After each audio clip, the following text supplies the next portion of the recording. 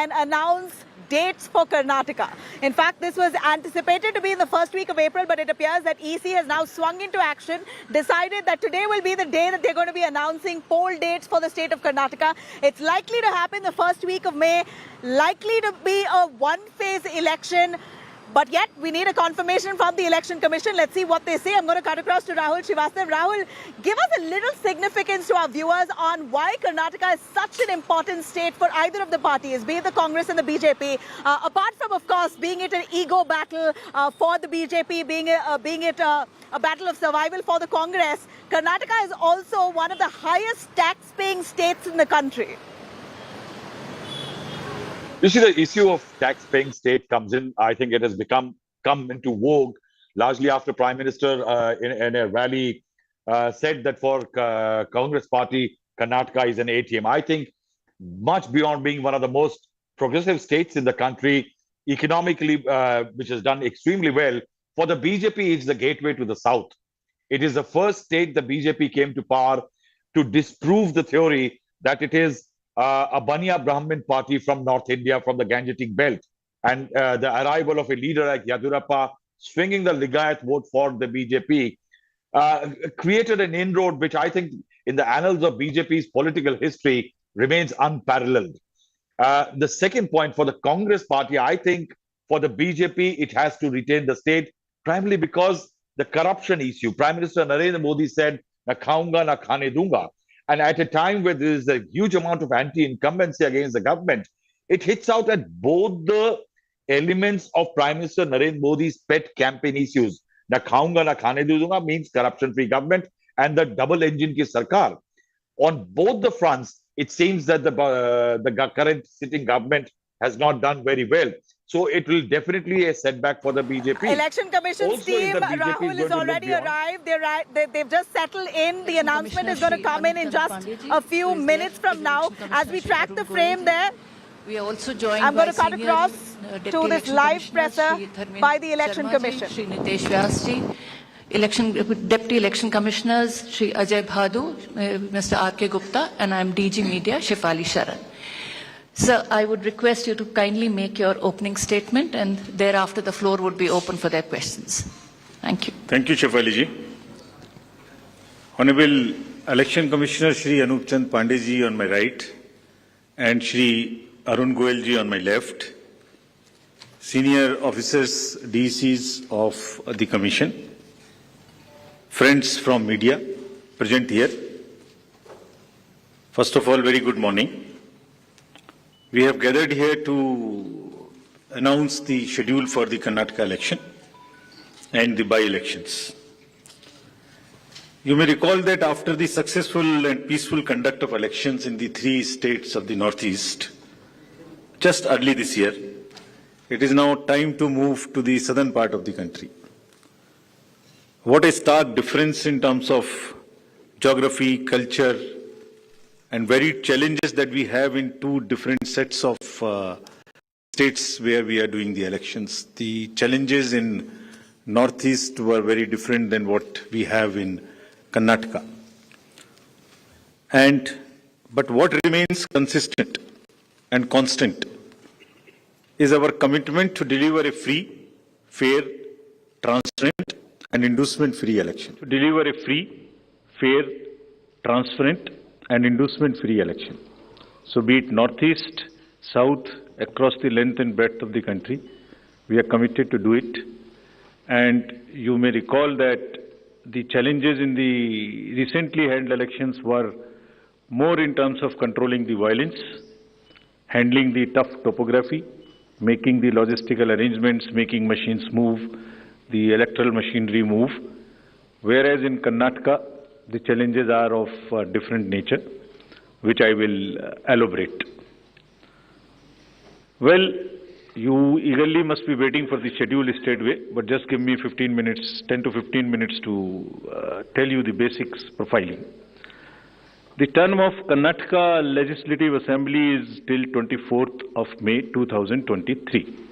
So we have to complete the entire process before that.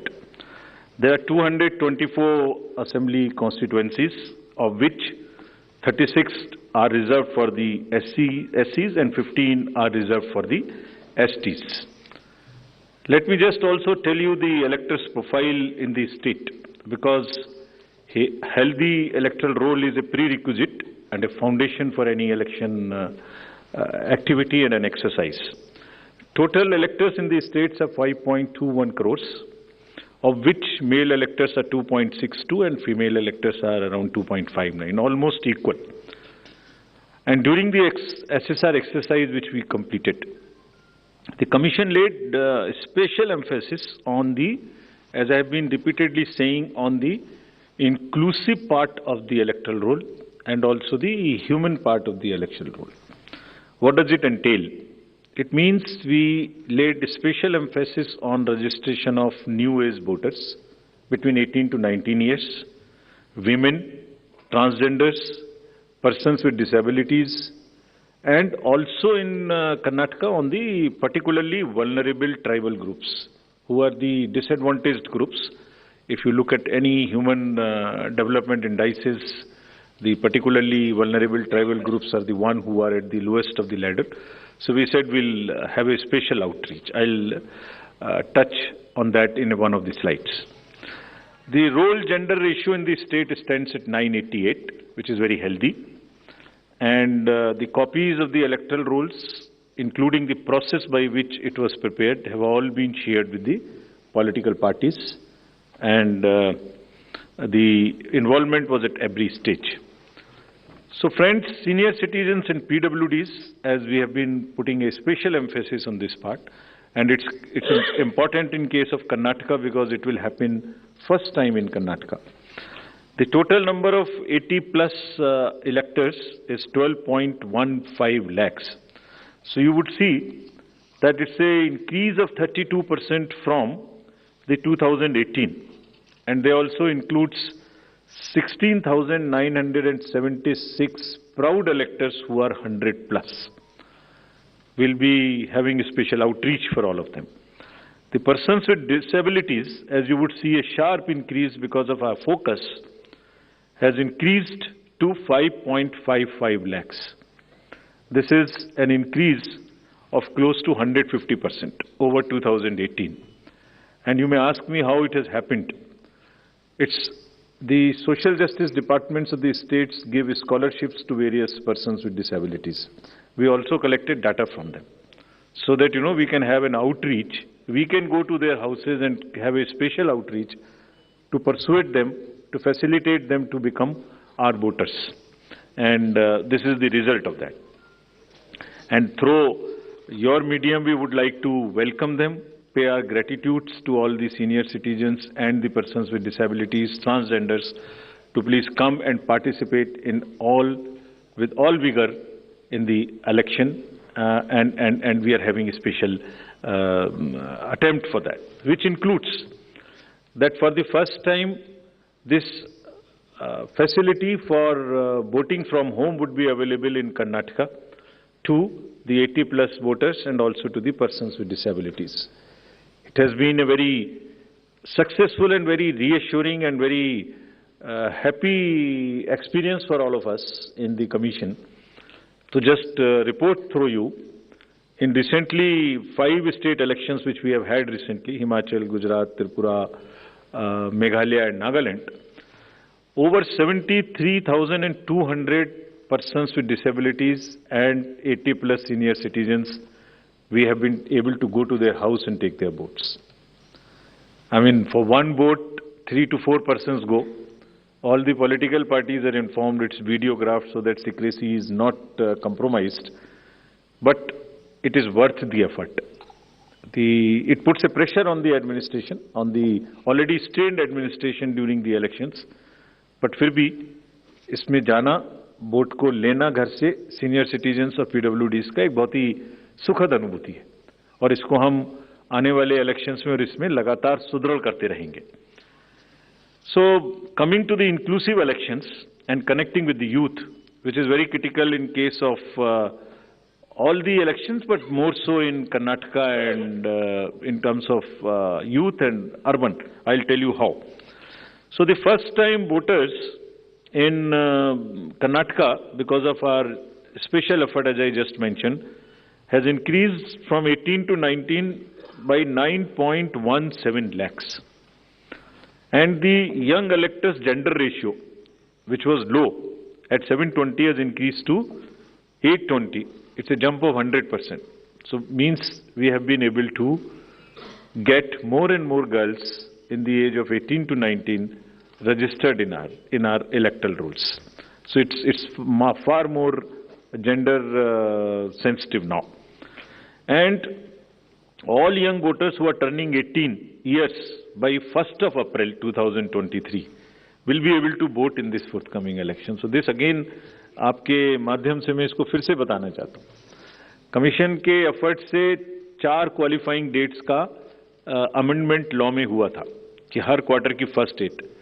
तो हमने advance में application जो लेने का प्रोसेस शुरू किया, उसमें 1 अप्रैल को जो लोग 18 इयर्स के होने वाले हैं उनकी पिटीशन हमारे पास पहले से आके रखी हैं, और वो भी लोग 41,000 ऐसे हैं जो because of this change in amendment would be able to cast their vote. Otherwise they would have to wait, they would have waited for the next year 1st of January to become eligible. So this is the power of that amendment which we have just wanted to tell you. And youth participation in the electoral process, as you know, brings in the required energy and rhythm, yielding to a more vibrant and argumentative electoral process, participative electoral process, which is again a very healthy sign for the democracy. And as our National Voters Day theme was, there is nothing like voting. So this is what we are popularizing amongst the youth, and through you also requesting that they, when we have taken so much of effort to make them voters, let them also respond by coming to the polling stations on the date which we'll announce now. Coming to the particularly vulnerable tribal groups, as are again a human face and an inclusive agenda for the electoral rolls. The purity and the inclusiveness and the health of electoral rolls is one of the focus of the Commission, more so this year. So there are 2 PVTGs in Karnataka, Jhenukurba and Koraga tribes. And the total population is 46,852. And 18 plus is 30,507. And you would be happy to know that we have been able to enroll 100%. Primitive, these 2 PVTGs. और इनके लिए 40 ethnic booth भी हम बना रहे हैं, ताकि वो अपने वैल्यू में, अपने तरीके से, they feel happy participating in our elections. Similarly for transgenders, total transgenders in the state as per the records of the department concerned is 42,756, and we have been able to enroll through our outreach in our process 41,312, which is again almost complete. कुछ ऐसे भी लोग हैं जो अपने आप को electoral roll में एज ट्रांसजेंडर मार्क नहीं कराना चाहते. हमारी उनसे अपील है कि अगर ऐसे कुछ लोग छूट गए तो जिस फॉर्म में, जिस सेंसिटिविटीज के साथ वो अपने आप को अटैच मार्क कराना चाहते हैं, हम उसमें एक कदम उनसे आगे बढ़ के उनकी मदद करेंगे और उनको ऐड करेंगे. Now after voters, to give you a feel and a overview of the polling stations, there are 58,282 polling stations in the state of Karnataka, of which 20,866 are urban. And I'll tell you what special efforts are required for these urban area polling stations. Average electors per polling stations comes to 883, and we'll be doing as usual the 50% webcasting, which comes to 29,140. On all these sensitive booths which have been identified, we take 4-5 measures. Either there would be a CAPF, or there would be webcasting, or there would be a micro-observer. It's a combination, and cumulatively, through a combination of all of this, we tend to put more vigor and vigil on the sensitive booths. For enhanced voter experience, how do we ensure that voters feel happy, want to come to the booth and take part in the festival of democracy? There would be close to 1320 polling stations which would be managed exclusively by the women. ये भी उनके हर election में हम कर रहे हैं, उनके एक एम्पावरमेंट का भी पार्ट है. There is a feeling that yes, we can do it, and election exercises in the even remote places, there were booths in the recently held elections which were all managed by the women, including the security personnel. और इसी तरीके से 240 polling stations would be model polling stations, जिसमें eco friendly और green booths उनको बनाएंगे. और ये भी एक नया प्रयास शुरू किया है कि जब यूथ नहीं आते हैं वोटिंग में, तो हम पोलिंग स्टेशंस को भी अपने यूथ जो एम्प्लॉयज हैं उनसे मैनेज करें. तो जो भी यंगेस्ट एम्प्लॉयज हैं, जिस डिस्ट्रिक्ट में जो भी अपॉइंटमेंट्स रिसेंट हुए हैं, उन्हीं को ट्रेन करके उनको भी एम्पावर कर रहे हैं. तो इसलिए 224 such booths would be set up, which would be managed by only the youngest possible the employees of the government, and 100 booths would be managed purely by the persons with disability. We have started another attempt from the last 3 elections, which is an ongoing effort, that we want to make now the availability of AMF almost permanent in all these schools. And here in Karnataka, we are progressing quite well. As you would see on the slide, we are almost 98, 97% in terms of all the parameters, which are ramps, toilets, electricity. I'm sure that, and hopefully, in this election, the time is still there, till the elections polling stations are prepared. Whatever 1 or 2% in each category is left, we have emphasized to the state government, for which we have got a quite firm assurance that they will try and convert 100% facilities in all these schools on a permanent basis. And if this happens, which I'm sure, which we are all sure would happen, that's a goal to aspire for the elections coming during the current years, in the later this year, and also the general election. So friends, now coming to the urban apathy. This is one area, as I said, that in Karnataka the areas of concerns would be different. So urban apathy is one, and money power is another, which will come to after this. So in urban apathy, the total voter turnout in the state is 72.4 in 2018. Against this, as you know, the overall country, if you look at the 2019 general elections, तो जो 20 top के constituencies हैं जिनमें सबसे कम voting हुई, उनमें से 9 urban area में. इसके नाम यहाँ दिए हैं, मैं ज़्यादा नहीं पढ़ना चाहता, but they are in the top 20. And if you look at the Karnataka, तो जहाँ 72% वोटिंग है, वहाँ बेंगलोर के साउथ, नॉर्थ, सेंट्रल और बंगलौर में वो वोटिंग काफ़ी कम है. 57, 51, 53, 55, 57 as against 72. And another disturbing trend is that it is reducing even from the earlier election, 2013 election. It was even more in 2013. It is reduced in 2018. So when we went there, we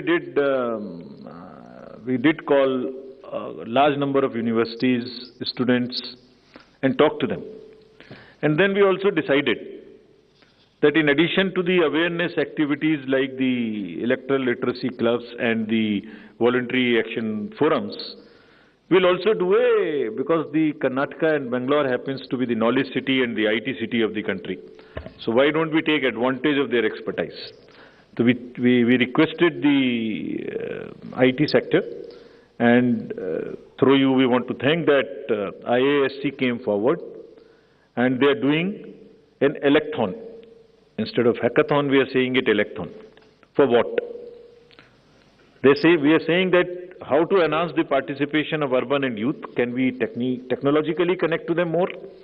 Can we do outreach in a different way? and how to ensure the registration of new voters more and more. We don't have to work so hard. Is there a problem with our software?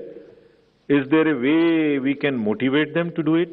How can, from the universities, or from the colleges, schools rather, from the 12th, almost everybody becomes 18. 12 years, 12th class when you pass plus 5 if you add, तो mostly 17, 17 and a half and 18. तो आप vote तो देना शुरू कर रहे हैं, but आपको एक कमिटमेंट की जरूरत है. तो इस इलेक्थॉन में हमने ये भी रखा है कि device A solution that how can it boost voter turnout on the election day. और उसका भी एक मेथड हमने और अपनाया, वो भी आपको मैं अभी आगे बताऊंगा. ये कितनी इंस्टीट्यूट्स हमारे साथ इसमें जुड़ गई हैं. Indian institute of technology, Indian institute of science, large number of startups, large number of IT professionals. So we are thankful to all of them. And 47% have added on working on how to do the registration free. Some are working easily. Some are working with us on how to make the youth turn out on the day of election. So this result we will again share with everybody when it comes, the solutions when they are given, and जो आने वाले election से उसके लिए हम लोग समझते हैं कि ये एक हमें ऐसी टेक्नोलॉजी या ऐसी आउटरीच बताएगा जो उनकी समझ में आती है, because it's a place where you have most of the educated youth and the urban areas. As regards the candidates, you are all aware, just to repeat the same thing, the know your candidate and the affidavits, all this are available on through the technology. Knowing the candidate is possible through the Know Your Candidate application. And for political parties, these applications are helping them to file the nominations online and to also apply for the entitlements which they have in terms of passes or in terms of booking the grounds for the election rallies, etc. And it is all strictly, everyone has been instructed to follow first in first out principle. जिसने पहले apply किया उसका digital trail उसमें रहेगा. ऐसा नहीं कि apply एक पार्टी ने किया और आपने दूसरी पार्टी को जगह दे दी. नहीं, it is a fair and level playing field which they have to ensure. C vigil app की काफी प्रचार कर्नाटका के इलेक्शन में किया है, बिकॉज ये वहां बहुत रिलेवेंट है. Because what new challenge we found in Karnataka is, in addition to the youth and urban apathy, is the money power. So this is being popularized a lot, and I'll share with you, even before MCC, what had happened. MCC will come in force from today. But when we went there, I'll show you, just because of our sincerity on this subject and telling the district officials and enforcement agencies what is the result. I'll show you that. So before coming to that, just to narrate that in recently held elections, total number of polling stations are given here, and there was no repolling. So we want to carry forward this trend.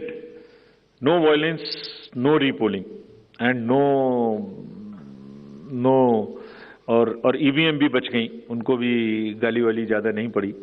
सो मतलब उसी चीज़ को आगे बढ़ाने हुए हमने वहाँ काफ़ी कोशिश की है कि जितने भी पोलिंग स्टेशंस हैं उनमें आप ऐसे प्रोसेसेस को अपनाएंगे. District magistrates are on the job, that they make the experience for the voter very good, so that they are encouraged to come.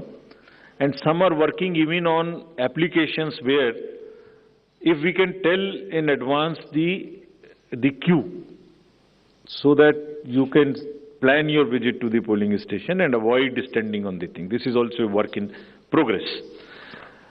The seizures in these 5 elections, just to tell you the kind of rigor and emphasis जो elections को inducement free कराने में किया जा रहा है. 5 elections जो अभी होके चुके हैं उनमें 18 और 17 में जो इससे पहले हुए थे, 43 करोड़ के अगेंस्ट में 1028 करोड़ का सीजर था।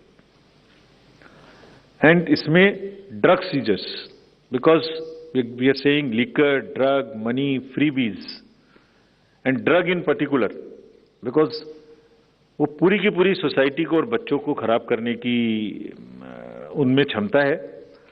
So all enforcement agencies, we have said that there is a absolute strict vigil you have to have on movement of any kind of material which can induce the elections, and fairly. And I'll show you what has happened. We are strengthening our teams in Karnataka to curb the misuse of money power. From 1,900 in 2018, we are increasing to 2,400. These are the teams which will have the sensitive constituencies, expenditure observers we are increasing, assistant observers, flying squads, and all to put extra pressure and make it clear to all political parties and candidates that money power, they have to just zero tolerance, which we are showing from our sides. And just to tell you that the state has 19 districts.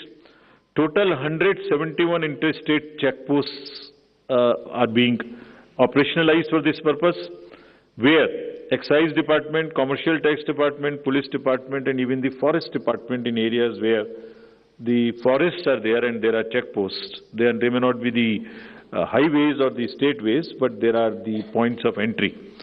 All places there would be a strict vigil.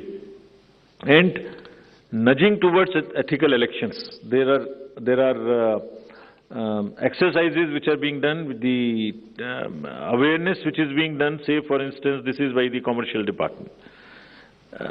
And just to tell you, it's another, when we talked about it in Nagaland, from civil society, there were groups formed in the villages, and villagers came out resisting anybody who was trying to bribe the voters in the villages. I'm repeating it here just to encourage and thank those citizens who have helped us in curbing the menace of money power. And you see, we have directed all the enforcement agencies, which include the state police, state excise, narcotics, coast guards, ED, airport authority, state level committees, bankers committee. What is their role, just in brief?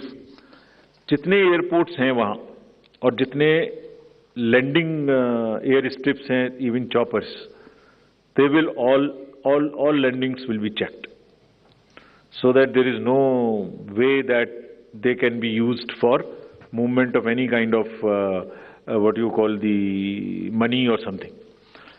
इसी तरह से जो check posts और special highways which have been identified, and godowns which are in under the Commercial Taxes Department, warehouses, liquor, all have been mapped, so that there is no increase or a trend of goods coming there. Similarly for freebies, eBay bills are being checked to see in any particular district if there is an increase of the material getting entry to those particular districts. SLBC, we have also requested all the banks, directed them actually, that no movement of the vans which carry cash to fill the ATMs will happen during the late hours, so that they cannot be used. At times, such vans are used for carrying cash.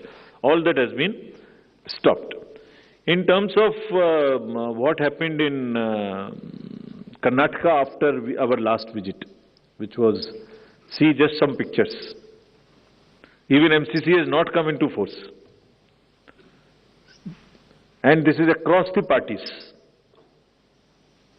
Freebies, cash, liquor, all that have been started already having been seized. And it has already crossed almost what was seized during the elections last time. And I want to thank the district administration and enforcement agencies on this. Because having by and large tackled the issue of muscle power in the elections, this is now the focus and the time that we handle the money power also. And before MCC comes into being, because हमने उनको यही कहा कि MCC का मुहूर्त क्यों देखना है? आपके पास तो सेक्शंस हैं आईपीसी की. अगर कोई भी ब्राइब के लिए, वोटर्स को इंड्यूस करने के लिए अगर अभी से सामान लेके आ रहा है, उस पर कैंडिडेट का नाम लिखा हुआ है बैग के ऊपर, कुकर के ऊपर रखे हुए हैं ये गोडाउन, इसमें देखिए आप लिखे हुए हैं, नाम भी लिखे हुए हैं, तो उसको सीज करके उस पर क्रिमिनल केस करने के लिए एमसीसी की जरूरत क्यों है? And thankfully all of them have responded and we are sure that this will peak now. And again through your medium we want to say that citizens also help us by using C-Vigil more and more, and it is our guarantee that in 100 minutes we will not only reach there, we will also report back saying as to what had happened. So friends, now coming to what you have been waiting for. मुझे एक schedule they. The schedule for the Karnataka Assembly elections for 2023 would be like this. The Gazette notification would be issued on 13th of April. Last date of making nominations would be 20th of April. Date of scrutiny would be 21st April 2023. After that, the withdrawal of the candidature can be up to 24th of April. The polling will take place on 10th of 5 in single phase, and day of counting would be 13th of May. So this is the schedule for the Karnataka elections. There are also some by-elections which are due in the country in various legislative assemblies and parliamentary constituencies. So we are simultaneously announcing the by-elections also. So the by-elections will take place for the assembly in Odisha, Jharsuguda, in UP, in Suar, UPAC 34, 395 Chanabe in UP, Soyong in Meghalaya in 23, and also in the parliamentary constituency number 4 in Jalandhar. So this will fill up all our vacancies till February 2023. So this is the schedule, and I once again, before ending, through the friends from media, I want to appeal to all the voters of Karnataka, young, urban areas, rural area, PVTGs, women, transgender, PWDs, senior citizens, to please come forward and take part in the festival of democracy. Thank you very much. Thank you, sir. We'll now be able to take questions. In one phase, this is the breaking story we are getting at this hour. Karnataka to vote on the 10th of May. Big developments. It's an important day for all Kannadigas as Karnataka goes to elections, goes for voting on the 10th of May. Dates have just been announced by the Election Commission, and the results are going to be, in fact, announced on the 13th of May.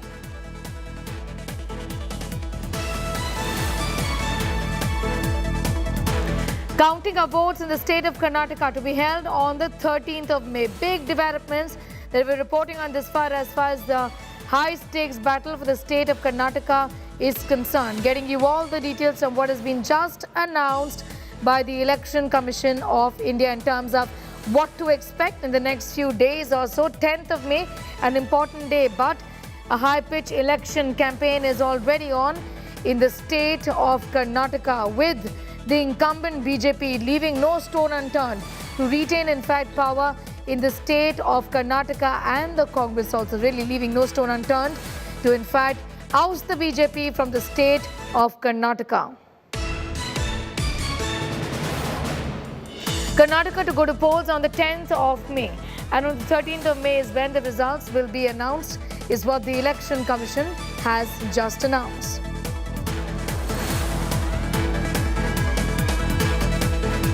Karnataka Assembly elections to be held on the 10th of May. The counting of votes on the 13th of May has what has been announced by the Election Commission, also voicing various concerns and challenges in the state of Karnataka as far as the polls are concerned.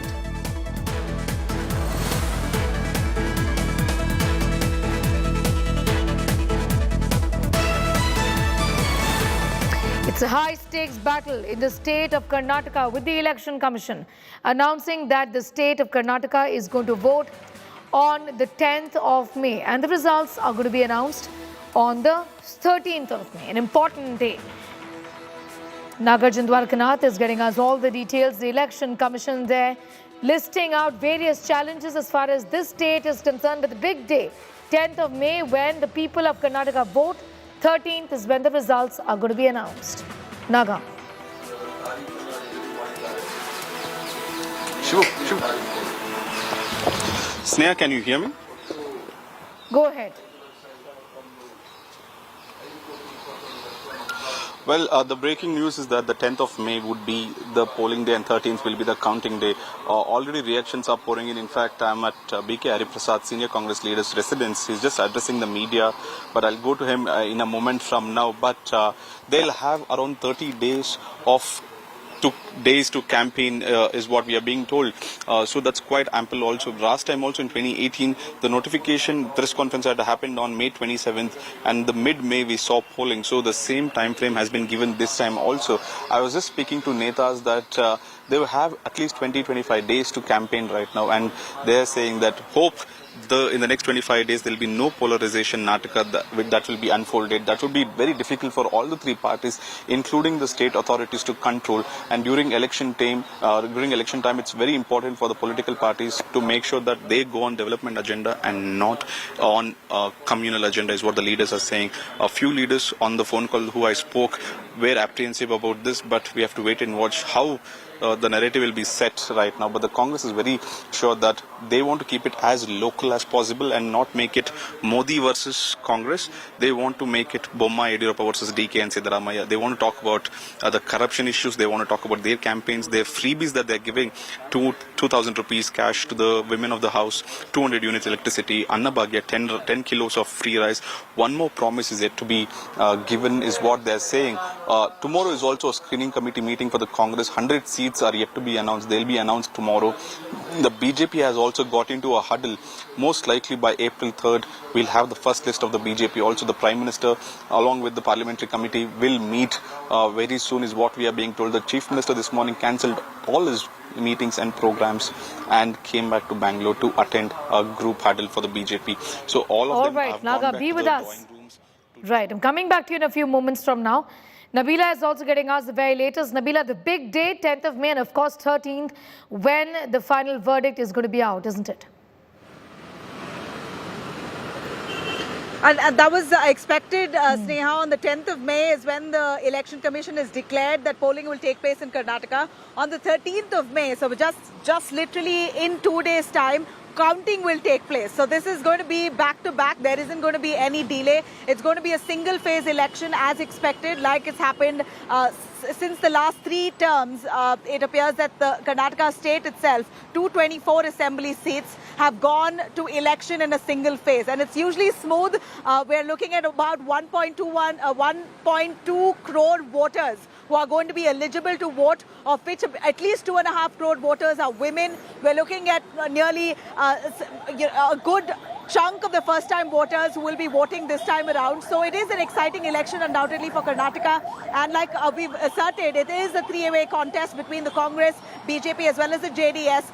Surveys indicate that it is going to be a fractured mandate. No party may get an absolute majority, but it's very keenly watched at this point. I'm going to take our viewers through a few points that the Election Commission has made here when it came to seizing the kind of money that they have in the last assembly elections. It appears that crores of rupees were seized by the Election Commission the last time.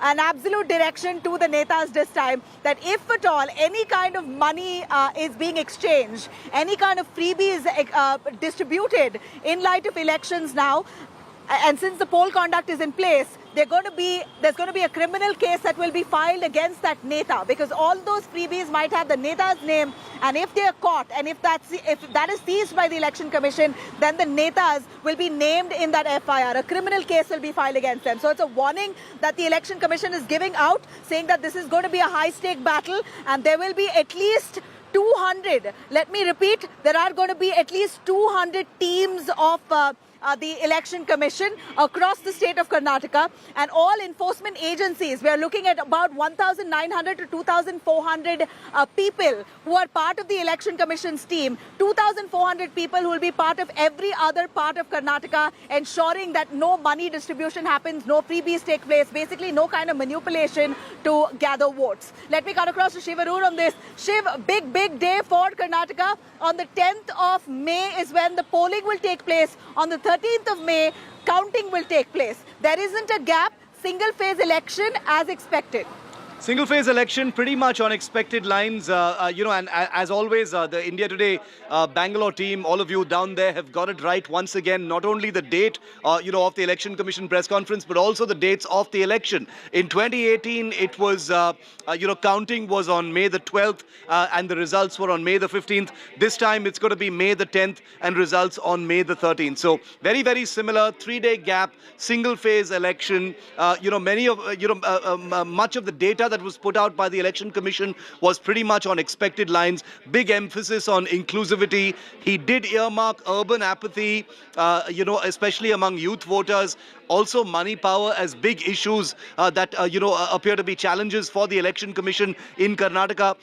That's very, very interesting, and that's going to be something that I assume the Congress is going to pick up on very, very strongly. You probably are already getting reactions, both Nabila and Nagarjun, from the ground about the Election Commission talking about money power, being brought to bear in this election in Karnataka.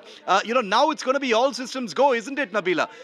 Every party is going to be under huge pressure now to get their tickets out, get that combination right, fix the formula correctly. The Congress has already come out with one list. Their next list, could come out anytime now. They're, trying to figure out that whole dilemma with Siddaramaiah. Mr. Bommai spoke to India Today first and exclusively right before the dates came out today. He said in a week's time or so, the first list of the BJP will be out. So all eyes are going to be on the ticket distribution. As you and I both know, on the ground, ticket distribution has been a very, very sticky affair in Karnataka. Is it going to be about winnability? Is it going to be about, money and resources of each candidate? Is it going to be other considerations? It's going to be a very complicated issue to navigate, and it has tested the best of parties in the past. We're going to have to see how it works this time, Nabila. There's going to be hectic lobbying, absolutely, Shiv, within the BJP as well as the Congress. We know that Shobha Karandlaje, the BJP, is speaking. MOS, Union Minister, let's have a listen.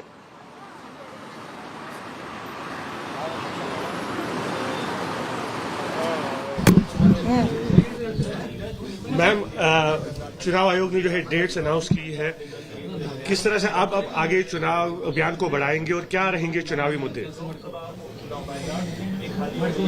चुनाव आज announce हुआ है, बहुत अच्छा लग रहा है क्योंकि नया सरकार नया फॉर्म में आएगा। कर्नाटका लोगों को डबल इंजन सरकार चाहिए। हर गांव में, हर नगर में लोग चाहते हैं मोदी जी का नेतृत्व में देश में ऐसे ही एक सरकार चाहिए, पूर्ण बहुमत का सरकार चाहिए, ऐसे मांग रहे हैं। कर्नाटक में भारतीय जनता पार्टी अभी तक पूर्ण बहुमत में नहीं जीते।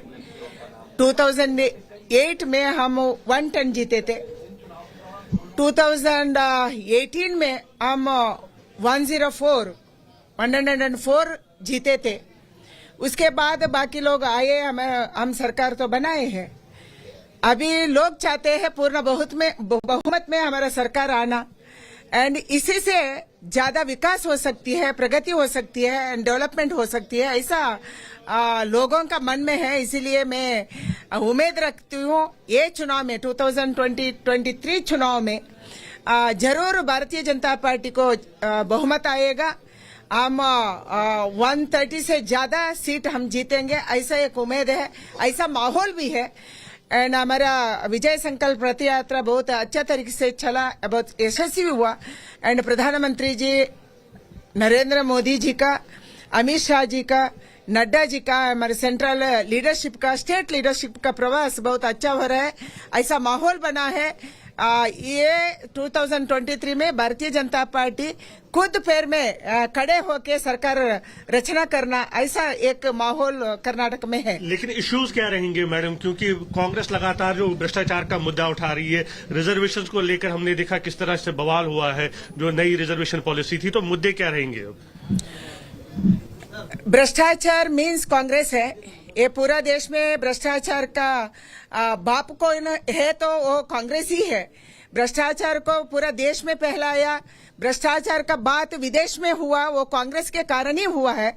उसको पूर्ण बहुमत था, दिल्ली से गांव तक पूर्ण बहुमत से सरकार रचना किया, फिर वो भ्रष्टाचार के कारण वो सब डूब गए हैं। अभी मोदी जी एक अच्छा सरकार दे रहे हैं, विकास का सरकार दे रहे हैं। लोग चाहते हैं हर स्टेट में मोदी जी जैसे एक नेता स्टेट में होना चाहिए। And state has been announced in Karnataka. Election Commission announces 10th of May as the date of polls in the state. 13th of May is counting. So there's barely about a month's time for the parties now to really rake up their support and ensure their win. Now we know that the Congress has released only their first list. Second list is pending. BJP is yet to release their list. Tell us a little more about the action in the major parties within the state. Just a second, Nabil. Let me try moving to Mr. B.K. Hari Prasad also.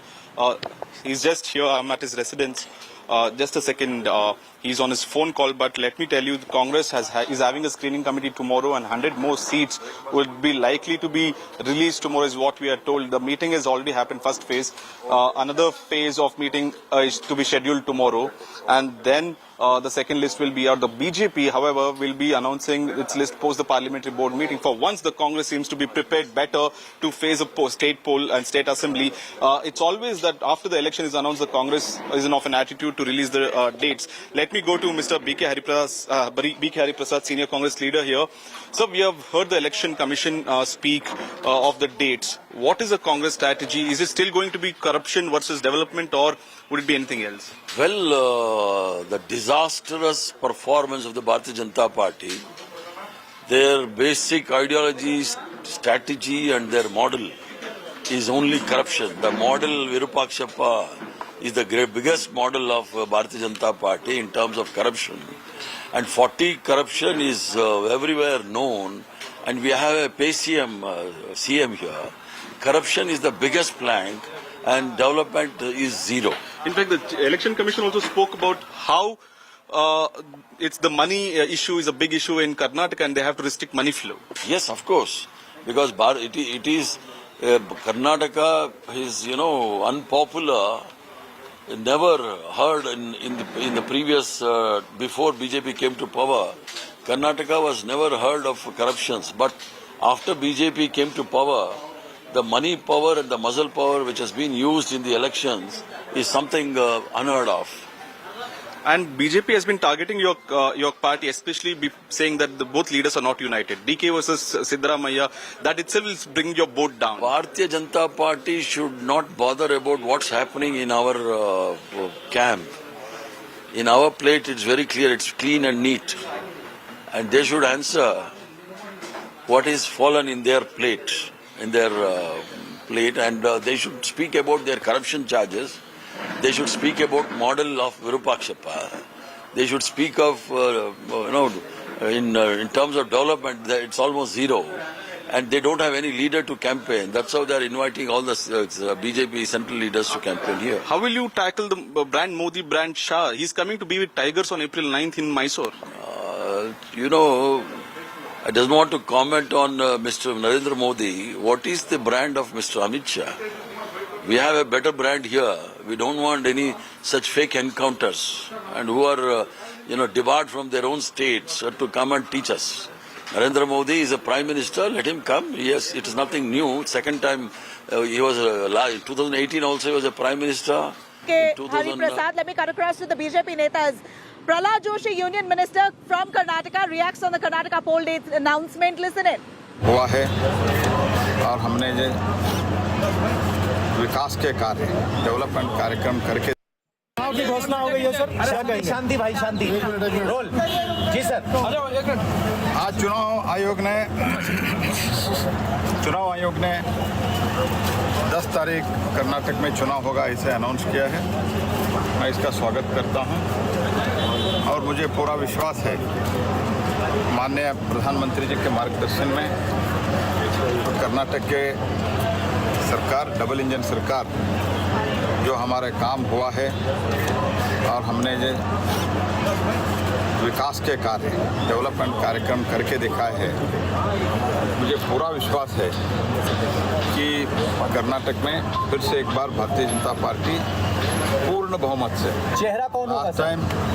Last time हमारा 5-6 seat कम आए थे, बाद में हमारा सरकार हमको करना पड़ा, इसलिए मुझे पूरा विश्वास है जो माननीय येडियुरप्पा जी के नेतृत्व में और माननीय बोम्मई जी के नेतृत्व में अभी जो काम हुआ है ये ऐतिहासिक काम हुआ है, तो इसलिए मुझे पूरा विश्वास है डबल इंजन सरकार फिर से चुनने के लिए लोग उत्सुक। Rahul Gautam, our correspondent in Delhi, as now we see a lot of MPs reacting on Karnataka election date announcement. Listen in. Rahul, over to you. Absolutely, Nabila. The poll bugle has been sounded as the Election Commission has announced the date, and I have with me Rajya Sabha MP from Congress Party, Mr. Dr. Hanumantaiah. Dr. Hanumantaiah, poll bugle has been sounded. What is your prediction? Because BJP is saying that they are fully confident they're going to retain the state. The people of Karnataka has seen the administration of Congress and administration of BJP also now. And they themselves have changed their chief minister because of maladministration and the administration of 40% commission. That is what, it is not Congress party who is telling that. The Contractors Association of Karnataka, which represent thousands of contractors, they have written a letter to the Prime Minister of India that we are unable to work anything here in Karnataka because they demand 40%. So this is one major corrupt administration which the Karnataka BJP government has given. But scrapping Muslim reservation, handing it out to Lingayas and Vokalinga, how do you view this move, sir? This is just for politics. They are not for social justice. BJP is never stands for social justice. They took out that Muslim reservation, which they deserves much, because the parameters which they are suffering in the human index is much less than other communities. So it was given during Congress and Janata Dal period. But now they have withdrawn. That is for politics. And that has been given to Lingayats and Vokalingas, who are the dominant communities of Karnataka. And their demand is, according to their population, much more than what they have given now. So they also don't believe. All right, Rahul Gautam, we heard minorities. him. I'm going to cut across to Shiv Arur on this. Shiv, if I could stress on the Election Commission's direction here. First of all, on the 10th of May is when voting will happen. 13th of May will be counting, which means right now, right from today, ever since the announcement, the poll code of conduct will come into place. The government cannot announce any other projects. No government expenditure can be announced. So it appears now that all parties will now be working ground zero and ground up until elections. It's almost as if they're all going to be proving themselves yet again to come to power. It's going to be a high-stake battle with almost 50,000 odd polling booths that will be placed across the state for nearly 5.2 crore voters.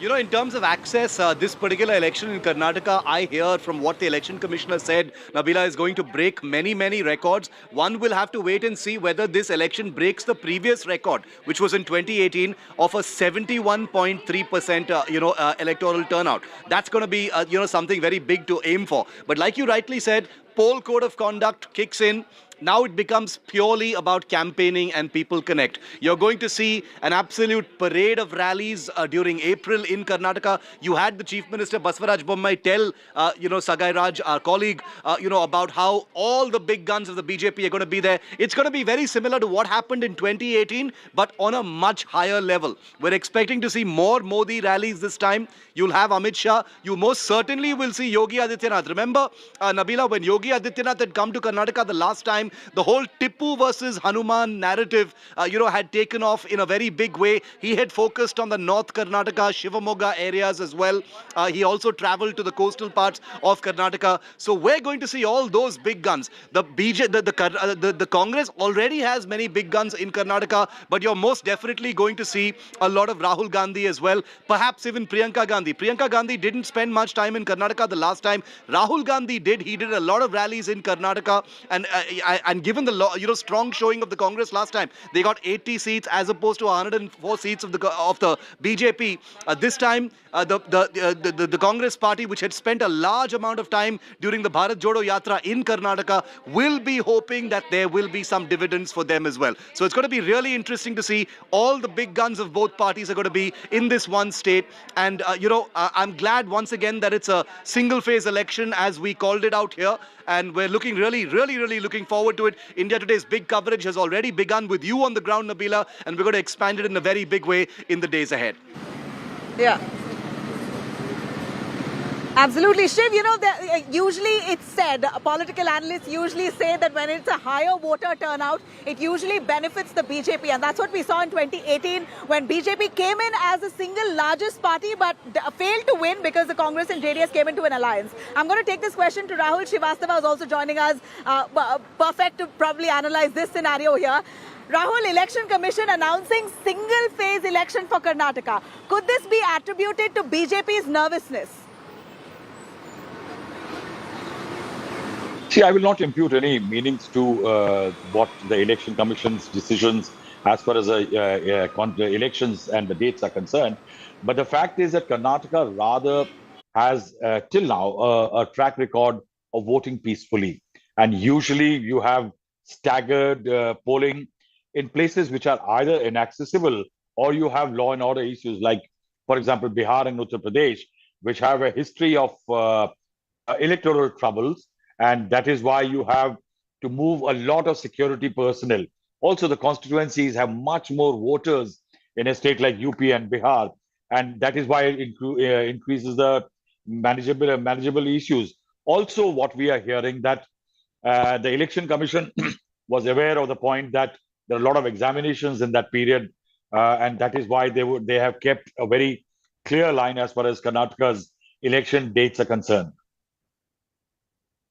And when you say BJP benefiting from a higher polling percentage, it has been true for the states where the BJP has been in direct contests or there has been a sense of polarization or the BJP has been one of the key players. Say, for example, in Uttar Pradesh, the higher polling percentage means that not only the Dalits and the backwards, which have been loyal traditionally to Mayawati, and parties like the Samajwadi Party have turned out, the upper caste and upper class has turned out to vote, which have been the principal voters of the BJP. It also means that in urban pockets there has been more vote. Whereas Karnataka definitely is much more urbanized than a state like UP or Bihar. And that is why it is also suitable that in one phase. But yes, as Shiv said, 71.3% polling last time was the highest since 1952, and that was a track record. Interestingly, this time around in the last 5 months alone, nearly 18.8 lakh voters have been added. A lot of young voters will have time till April 1st to actually put in their papers and get themselves to exercise the right of franchise as far as the coming Karnataka elections are concerned. But I think an extremely keen contest with the BJP looking extremely on the back foot, but then one will have to wait and see what kind of caste equations come into play. Otherwise, right now, given the anti-incumbency, the corruption charge, and perhaps a more organized Congress with two strong leaders, the only factor which could be helping the BJP is one, the Lingayat factor, the second, if there is a divide in the opposition. All right. So it appears, at least we're looking at the last term's electoral turnout, it doesn't seem like voters in Karnataka at least are fatigued. They're super pumped to come out there and vote. We're hoping that we better the rate of voter turnout this time around. We also have Anaga, who's on ground tracking developments from the BJP office. I'm going to come to you, Anaga, but let us cut across to BV Srinivas, the Youth Congress President. विधानसभा चुनाव का ऐलान हो रहा है और साथ ही हमारे साथ मौजूद हैं कांग्रेस के युवक कांग्रेस के अध्यक्ष श्रीनिवास जी। ये बताएं कि कितनी बड़ी चुनौती है फिर से सत्ता में वापसी करना और क्या चीजें आपके लिए चुनौती है, क्या चीजें आपके फेवरेट हैं? कर्नाटक में कांग्रेस सरकार आना निश्चित है। क्यों? कर्नाटक में 40% सरकार चल रही है। एक दृश्य मैं आपको आपके संज्ञान में लेके आ रहा हूँ। ऑलरेडी आप लोग ने टेलीकास्ट भी किया। सीएम का गुरु क्षेत्र में एक किसान के पास रिश्वत मांगे, वो किसान रिश्वत देने का पैसा नहीं था, खुद का बिल लेके आके वहाँ तालुक ऑफिस पहुंचा।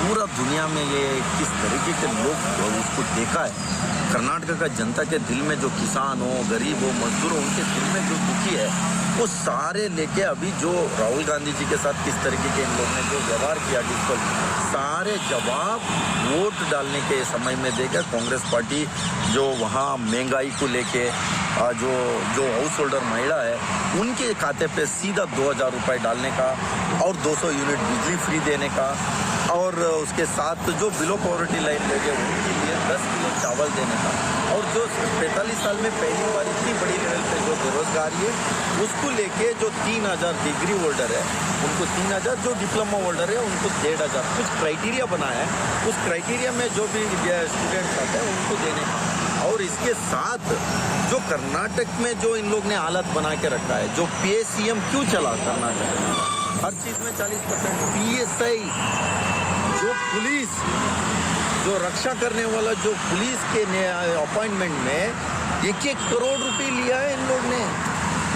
तो उन लोग का जो हर चीज में I'm going to cut across Anaga, who's right there at the BJP office. Anaga, we know a lot of the BJP functionaries from different states have come to Karnataka now. They're keeping a close watch and helping the BJP cadre here to win these polls. Annamalai is here, we believe. Are you with him? Would you be able to get us voices? That's right, Nabila. Annamalai is right here in Karnataka in the BJP office where we are right now. As you rightly pointed out, BJP leaders from across the nation are flying down here because they realize the significance and the importance of Karnataka elections. Remember, Karnataka has the highest in terms of FII, economically speaking, as well as in terms of the size of the, in terms of the size of the state as well. Karnataka is definitely not that state which is taken lightly. Even we had the top guns of BJP coming here, even the Prime Minister trying to learn the Kannada language, him quoting Basavanna's quotes, Kuvempu's quotes, and even him invoking Sir M. Vishweshwarayya's name in his speeches. They're definitely trying to make genuine efforts to try to reach to the local leader. They are, they understand the lay of the land because that is how significant Karnataka elections are, and BJP is leaving no stone unturned. But at the same time, JDS as well, they've also tried to, partner with other states. We had the, Kumaraswamy meeting, Mamta Banerjee and BRS as well. BRS is going to be helping JDS, campaign in the Kittur, Karnataka region, trying to woo the Telugu-speaking Kannadigas as well. Mamta Banerjee has also agreed to help JDS. So definitely, the parties in Karnataka reaching out to other states for help just screams how significant and high stakes this poll battle in Karnataka is going to be. And speaking of BJP, since we're at the BJP office, time and again BJP has been clinging on to and invoking Prime Minister Modi's name, him being the primary face, followed by B.S. Yediyurappa to reach out to local. So Prime Minister Modi and Yediyurappa are the two big faces of BJP for Karnataka elections. Yeah, and we saw that the Bharat Jodo Yatra, speaking of the Congress, the Bharat Jodo Yatra had Rahul Gandhi come and carry out an entire leg in the Karnataka region, and it was largely successful. I'm going to cut across to Rahul Srivastav. Rahul, Bharat Jodo Yatra of Rahul Gandhi before his disqualification gained that kind of support. I mean, it was of course for the Congress party, it was overwhelming for sure to see the kind of support that they saw in Karnataka. In different parts of Karnataka, the crowds gathered just maybe to take a look at Rahul Gandhi or whatever the reason was, but there was a huge turnout. Do you think that that would have any kind of impact in the elections, positive for the Congress or not? Namita, I think Anaga made some very interesting points on how the BJP is making an effort. And you asked me about what the Congress is doing. I think the turnout for Rahul Gandhi's Yatra was, yes, because there was a certain momentum. But the fact is, it was because the Congress has a very strong cadre and a leadership matrix in Karnataka. It is that which helped Rahul Gandhi create that kind of momentum during his Yatra in Karnataka. Why I say that you very strong leaders, Siddaramaiah and Mr. D.K. Shivakumar, and this is something which you were discussing with Rajdeep in the before the announcement of the dates, that the Congress has going certain few factors like this. For example, the caste factor, extremely critical in Karnataka, though it's an economically developed state. But if there are two things which really decide the outcome in Karnataka, one is caste, the other is cash. And that is why, if you see the Congress, Kharge is a Dalit, Siddaramaiah is an OBC, and D.K. Shivakumar is a Vokaliga. Now, this is the segment that perhaps can do well for the Congress if it actually has a momentum, because the minority vote will gravitate towards a party like the Congress, and that could give the Congress an impetus again. Now, if you see Karnataka, there is the 51 reserved seats are called the bellwether seats. Whosoever gains more of the reserved seats for the Dalits, SCs and STs actually eventually wins Karnataka. There are 15 ST seats and there are 36 of them for the SC. Now, in last time around, it was a very interesting seesaw battle. Whereas in 2008, when the BJP came to power for the first time, out of the 51, 28 were won by the BJP and the Congress had trailed behind with just 17 odd seats. And that is why I will say that if the caste equations are going to be dominant, the Congress has a nice bouquet, whereas the BJP is struggling with its core vote bank of the Lingayats, with Basavaraj Bommai proving to be a lesser Lingayat than B.S. Yadurappa. And B.S. Yadurappa, though the Prime Minister, I think, in February at the inauguration of the Shimoga airport, did give out a very strong signal that the PM backs and respects Yadurappa.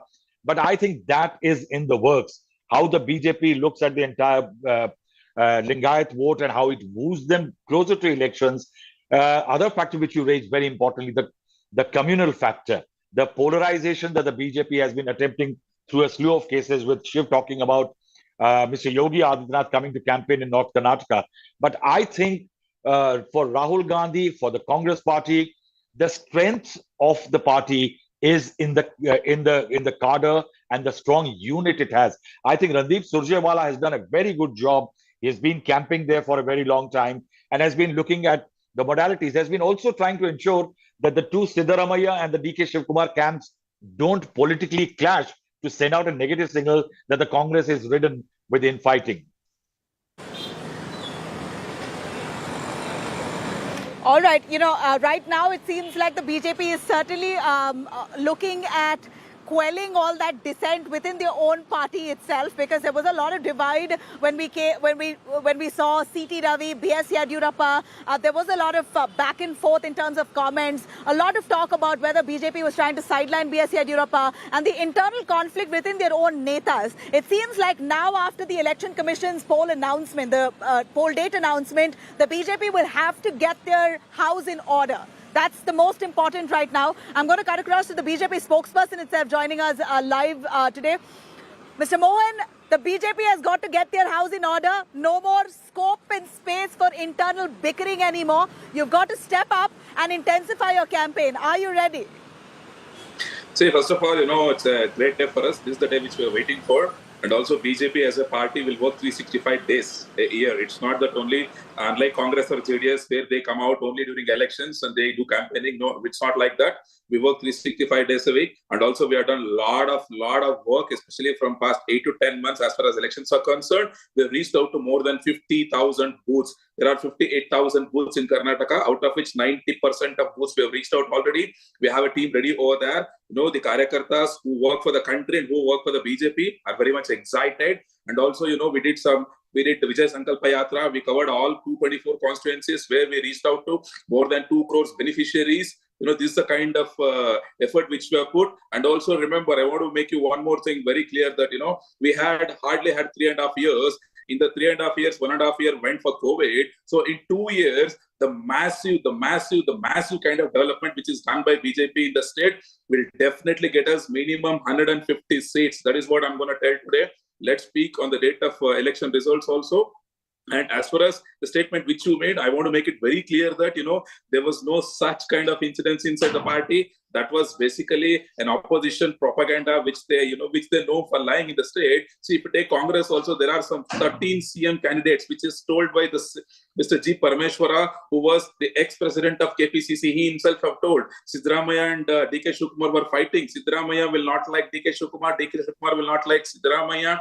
And even today, Siddaramaiah, the former chief minister, who said, you know, he was the one who's instrumental in bringing the party in the state of Karnataka, who claims to be, okay, then he's not even getting a single seat. He's running here and around for 2 constituencies. And you have one more team of MB Patil. Then you have one more team of Parmeshwar. You know, stay with us, Mohan. Stay with us. I have big development coming in from Karnataka. Congress is Siddaramaiah. Stay with us. We have a political analyst, Mr. Shastri, as well joining us. But before that, here's a big breaking coming in from Karnataka. Siddaramaiah, former Chief Minister, Congress biggie, now decides to contest from 2 seats. And he declares it. He's not just going to be contesting from his safe seat, Varuna, but Siddaramaiah announces that he also intends to contest from Kolar. He's hoping that the Congress High Command would grant this wish. This is Siddaramaiah who speaks, saying that I was born in Varuna, I want to contest in Varuna, I'm sure to win in Varuna, but I also want to contest from Kolar because people there are requesting me to contest. The privilege is given to Siddaramaiah the last time. He contested from Badami and Chamundeshwari, lost out Chamundeshwari, won Badami. This time around, he again wants to contest 2 seats. Let's have a listen.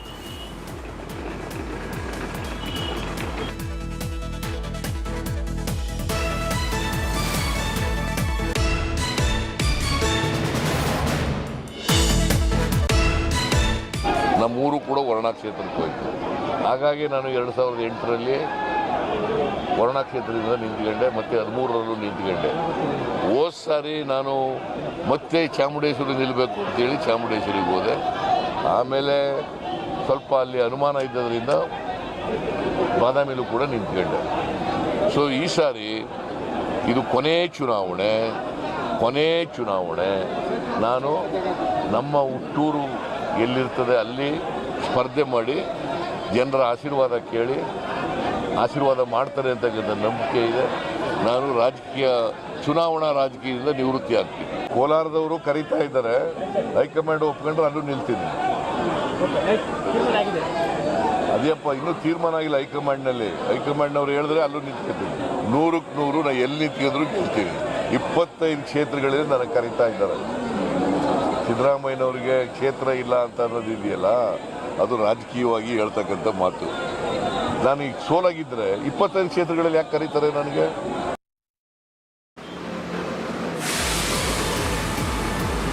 All right, cutting across to Congress spokesperson Lavanya Balal joining us. Lavanya, why is Siddaramaiah not confident?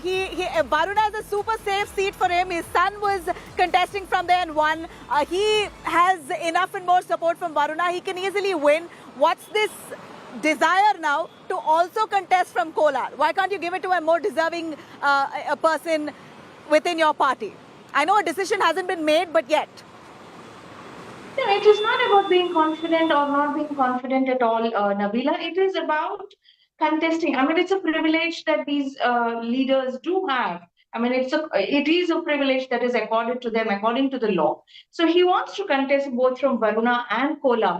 And Siddaramaiah ji, if you notice from the past 10 months, I think, has been talking about him wanting to contest from Kolar, which is also very pro Siddaramaya constituency. So he wants to contest from there. It is nothing new. I mean, if you look at Modi ji also, he's contested from 2 constituencies. If you look at other MPs like Sonia Gandhi ji had once contested from Ballari and Amethi as well.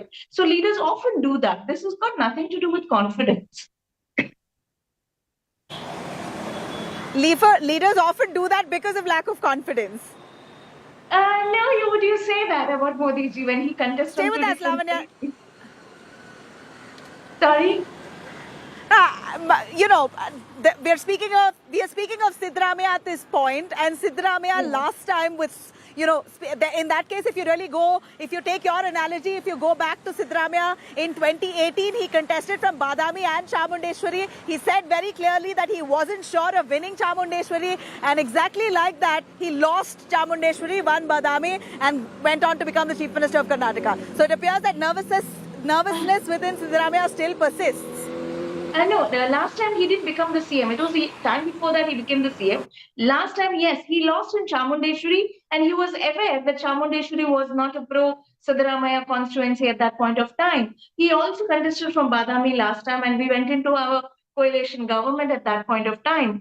But this time, it is not about not being confident of winning from Badami. Badami is a constituency which is not able to travel quite often because of his responsibilities as CLP. Kolar is a much closer constituency for him. So Badami, he ditched Badami because of distance. He's gone back to now contesting from Varuna.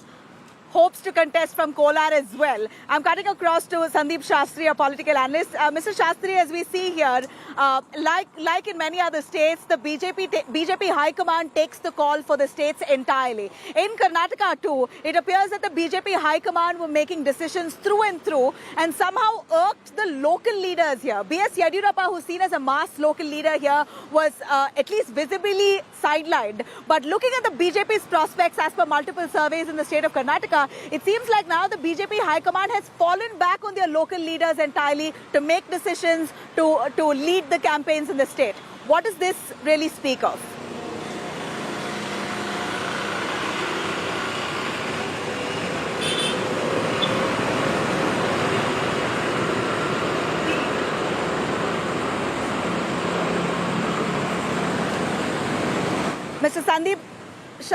Mr. Shastri, if you can hear me. I can hear you very clearly. Yeah, go on, sir. You heard my question, did you? Sorry, I couldn't get your question. Right. Mr. Shastri, my question was that the BJP High Command usually taking decisions for every state. In Karnataka, it appears that they've fallen back on the local leaders here. It seems like initially they wanted Yadurappa out. They wanted to create a new rung of leadership in the BJP within the state where the control is entirely with the High Command. But now looking at the surveys and showing that the BJP may be at a back foot here, they're fallen back on B.S. Yadurappa to be leading this campaign, a local leader. What does this speak of? I think the BJP strategy in this election is very clear. Even though they are the ruling party in the state, their focus in the campaign and on the issues they are focusing is very clear on the central leadership of the party and the central government. The state leadership and the state government seems to be just something that is adding on in a minor way, with the major focus being on the central government. I think what's going to be very clear is in the Congress case, more than half the candidates, close to half the candidates have already been declared, and the remaining half would come in possibly by the time of the nominations. But in the case of the BJP, let's remember, we still need to get the list out. So we will have much greater anticipation on the BJP, because they would need to declare all their 224 candidates, whereas in the case of the Congress, there is already a declaration of around 110, and then another 110, 114 more have to be declared. So there will be much more focus on the BJP with regard to the declaration of candidates, because let's remember, in both parties, there is a lot of anticipation on this as to, are you going to give tickets to all your sitting MLAs, especially the BJP faces the challenge of many of those who are going to seek the ticket this time have won the last election on the Congress ticket or the JDS ticket. 1/4 of the ministers in the government are those who were earlier Congress or JDS MLAs. So are you going to give them the ticket? Are you going to make the loyalists of the BJP your candidates? Where will these people go? So there is going to be a lot of anticipation in the next 2-3 weeks. And I think between the Congress and the BJP, the one who is able to handle their internal leadership, internal factionalism more effectively is the one likely to have the greater advantage as they go into the full steam of the election campaign. So I'm going to look out for the second week of April when the actual debate on who are the candidates in various constituencies, how do the Congress, BJP and JDS decide on the final list, because even the JDS, while it has announced names, it has set aside several seats where it is hoping that maybe people from other parties will come to them. So those seats will be very critical. We are looking at 224 nominees for the BJP still to be announced, 110 plus nominees of the Congress still to be announced, and close to 40-50 nominees of the JDS still to be announced. And these will be critical in determining, defining, and deciding the way in which the mood is likely to swing in this particular election. All right, stay with us. I'm going to cut across to Rahul Srivastava. Here we see the caste dynamics in Karnataka. Largely the Dalits vote for the Congress, but it appears that the BJP tried this time to step in to galvanize the support from the Dalit community. It went on to announce internal reservations for the SC, took away 4% of the Muslims from the Muslims quota and gave it away to the Lingayats and the Wakaligas. So they're really trying hard. BJP really trying hard to woo the Dalit vote base, which largely goes with the Congress. But somehow we've seen protests erupt in the last few weeks, condemning the BJP for the moves they've made. But BJP, as we know, always stands stern to its decision, says we want equality among all these castes. A bunch of them are unhappy. We can't do much about that. Do you think this will backfire on them? Nabila, the BJP has been working at very many levels actually to get win over those vote banks which have been traditionally belonging to the Congress party, the ST and the SCs both.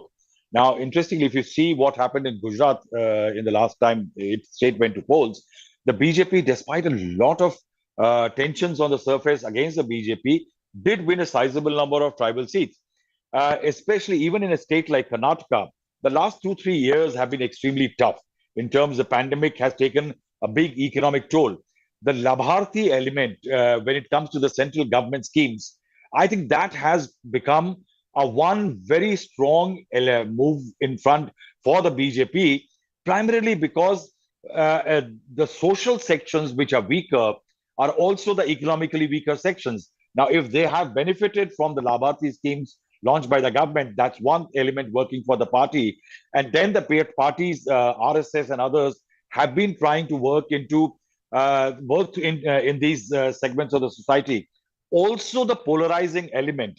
The polarizing element is also to create that one monolith in which the caste lines can be blurred.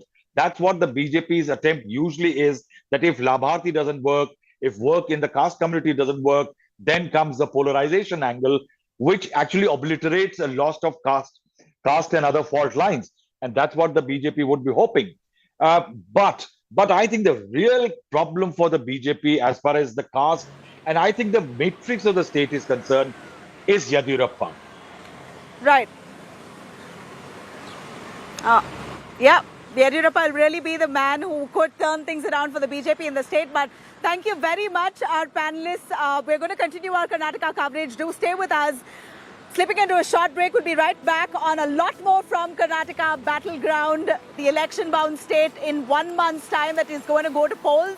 Polami Saha on the other side. Stay tuned.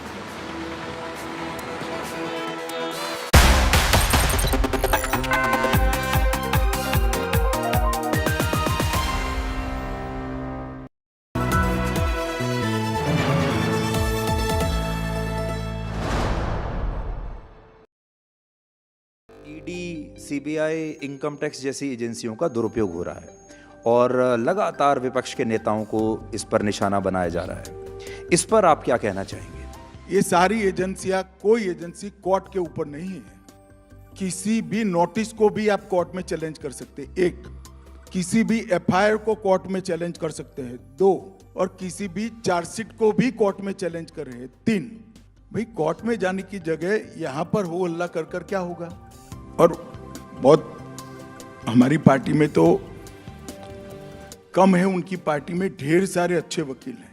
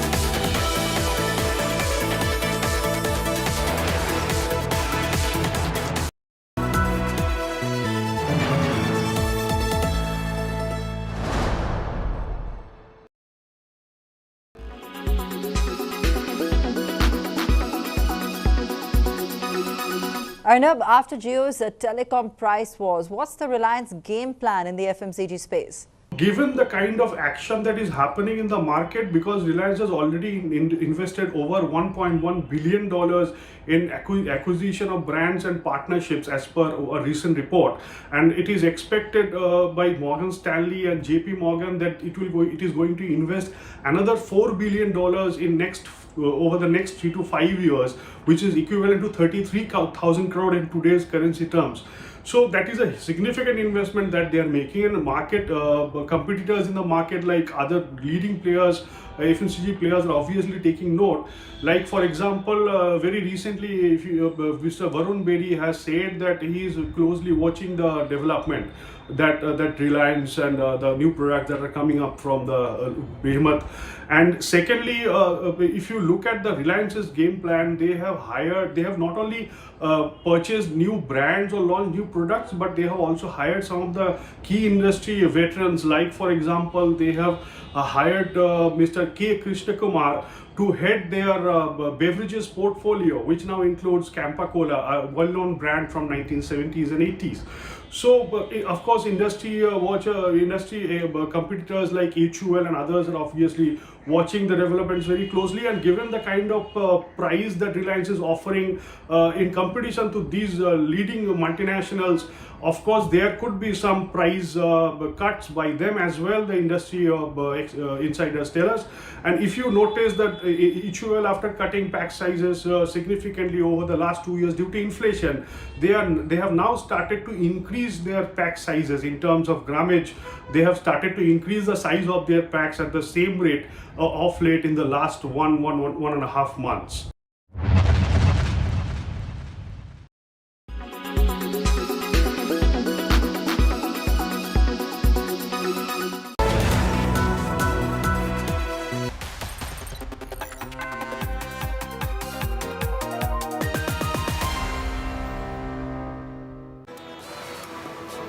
Good afternoon and a warm welcome to India Today. I'm Paulami Saha. These are the headlines we're tracking at the top of this hour.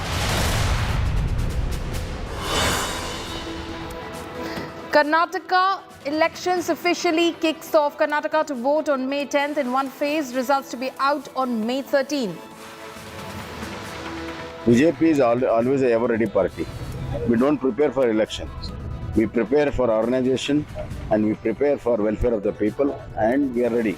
This election will be for a corruption-free state, and this election will be a model because the corruption is at the peak, and Modi encouraged corruption. Siddaramaiah makes big claim as Karnataka vote schedule out, says sought to contest polls from both Kollar and Varuna.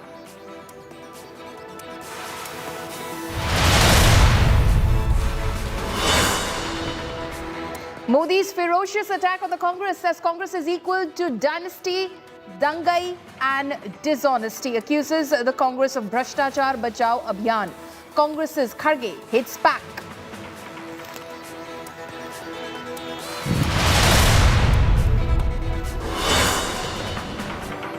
Complaint filed against actor Taapsee Pannu for hurting religious sentiments. Hindu groups complain over Taapsee wearing a Lakshmi pendant over an alleged indecent dress.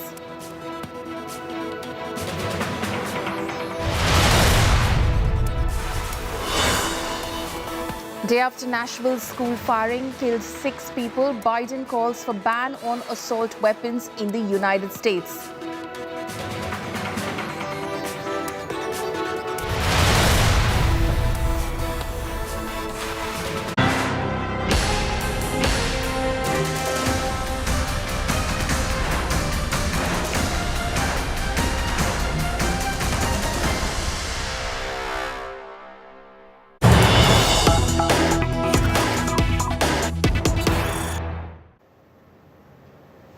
Breaking news that's coming in right now. Massive row over DK Shivkumar's cash ki barish. While campaigning in Mandya, DK Shivkumar threw money on people. While campaigning near the Bevenahalli, DK Shivkumar threw money on people. He threw money on people carrying God's chariot. However, few people criticized this particular behavior of the Congress state president. You can see those images of DK Shivkumar throwing money on God's chariot in Mandya, Karnataka. This was yesterday, but it has come in for a lot of criticism from the Bharatiya Janata Party, the Congress's political opponents going into these Karnataka Assembly elections, who've in fact said that the people will teach DK Shivkumar a lesson. He cannot, the Congress party cannot buy out the people, is what the Chief Minister in fact has said.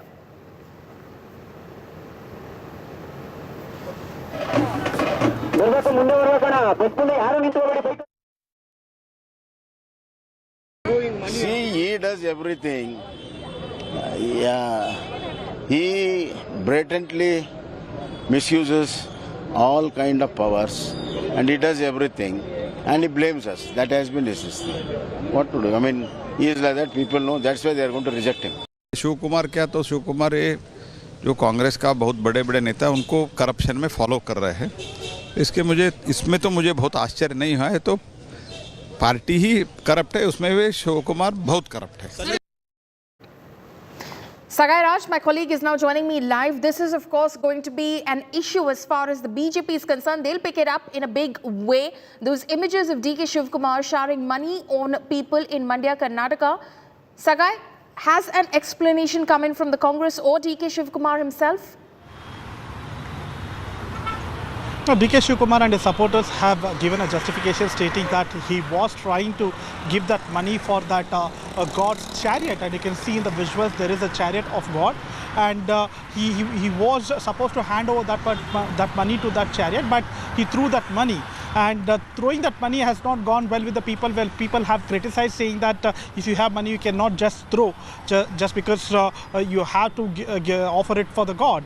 And on the other side, BJP has cashed in the situation because it has been served in the plate, where they have hit out at KPCC President DK Shivkumar, saying that it is the audacity of the minister who involved in corruption, shows that he is throwing money ahead of elections. And the message is clear from the BJP that they will continue to target DK Shivkumar on the same. Okay, so they will of course continue to target DK Shivkumar. On the same, DK Shivkumar, has he spoken out on this issue yet? Saga, you did say of course that the Congress has tried to justify it, saying that he was only showering money on the God's chariot at that point of time. And DK Shivkumar himself says that he has seen a God, because if he had to throw money, he will throw everywhere. Why he need to throw only at one particular point, and that too where there is a chariot of God which was being kept at that place. And he said that I was trying to offer that money, and he wanted to give it to the people, but he threw the money, and that has not gone well with the people. Okay, Sagai, stay on with us. Rajdeep Sardesai, consulting editor, is also joining us live this afternoon. Rajdeep, as far as these images of DK Shivkumar are concerned, of course, the fodder for the Bharatiya Janata Party, because he's seen over there showering money. Of course, the Congress explaining that that was a God's chariot, which seemed to be passing by, which is what he was in fact showering money on. And this isn't a way of buying out people, as is being alleged by the BJP. Good afternoon, Paulomi. Look, money power is one of Karnataka's worst kept secrets. The fact is, and many believe that Karnataka today is among the most expensive states to contest elections. DK Shivkumar in particular is known to be someone who's an extremely resourceful resourceful politician. Clearly, those images will only confirm the belief that money power is used rampantly, and therefore, to that extent, the Congress can't only target the BJP when it comes to misuse of money power, as the Congress has been alleging. Rajdeep, if you would just hold for a second over there. Amit Malviya, BJP IT cell chief, is over the phone line with us right now. Malviya, Mr. Malviya, the question is that DK Shivkumar is seen in those images showering money. The Congress, of course, explains these are images from Mandya, Karnataka. The Congress explains he was only showering money on the God's chariot. It's not an attempt to buy out the voter. Why would you shower 500 rupee notes unless you have got a lot of ill-gotten wealth through corrupt means? And DK Shivkumar is known to be the money bag of the Congress party in Karnataka. He funds the Central Congress party by all his shenanigans. And clearly, this entire money has been looted from the people of Karnataka. If the Congress was to ever come back to power in Karnataka, they will drain the state dry, stop all developmental work, because they are not present in any significant state. They are going to lose Rajasthan and Chhattisgarh as well. So Karnataka will be the only state where they will be in power, and they will take the state back by several decades if DK Shivkumar and gang were in any position to call the shots in the state. Okay, so you're saying that this is, of course, because DK Shivkumar is considered to be the money bags as far as the state of Karnataka is concerned. But the Congress's allegation, of course, has been a counter to what you're saying. Throughout, they've been campaigning on the 40% Commission Sarkar in Karnataka, the Pay CM campaign, so to say. So their allegation has been that as far as BJP and its government in Karnataka is concerned, if you want work done there, all you have to do is pay 40% commission. We all can see who has the money. It's DK Shivkumar and the Congress. When they were in power for a brief 2.5 years, they ran a government that drained every possible resource of the state, and that is why DK Shivkumar today is in a position to throw 500 rupee notes at people at passerby. Will any honest politician have this kind of money like DK Shivkumar has? So this allegation of 40% CM is basically... Mr. Malviya, just stay on the phone line. Just stay on the phone line. Mr. DK Shivkumar is over the phone line right now. Sir, how do you explain those pictures from Mandya? You showering money at that point of time. The BJP is saying this is you trying to buy out the voter in Karnataka, sir. I did not shower any money. They were artists. They had come all the way. I just gave them 2,000 rupees. I think... I was in a very top rate. I just tried to top that vote that was being showered. That's all. Nothing. There's not buying money or not giving. They were the artists who have been doing this one. So a lot of artists were there. I just gave them 2,000 rupees. What is that? What is wrong in it? I was in the top of this. The BJP, of course, is alleging right now, sir, that you are the money bags. You're considered to be the money bags of Karnataka Congress, and money is going to flow in these elections because of the Congress. Entire country know who is the money bag, where they found the money, where the money was there, how much they have got donations, how much they got bonds, everything. Entire country knows Okay, Mr. Malviya, Mr. Amit Malviya of the BJP is over the phone line. Mr. Malviya, would you like to respond? He was only showering money on the artists over there. Well, the fact is that he has been caught on camera throwing wads of 500 rupee notes. And if he was giving it to the artist as he's claiming, this is not the way you treat artists. This is even worse than saying that you were trying to buy votes. If you're throwing money at artists, these are people who earn honest living. They don't need ill-gotten wealth from the Congress and Mr. Shiv Kumar to be thrown from the bus rooftop. This is insulting the people of Karnataka. And I repeat again, this is corruption money.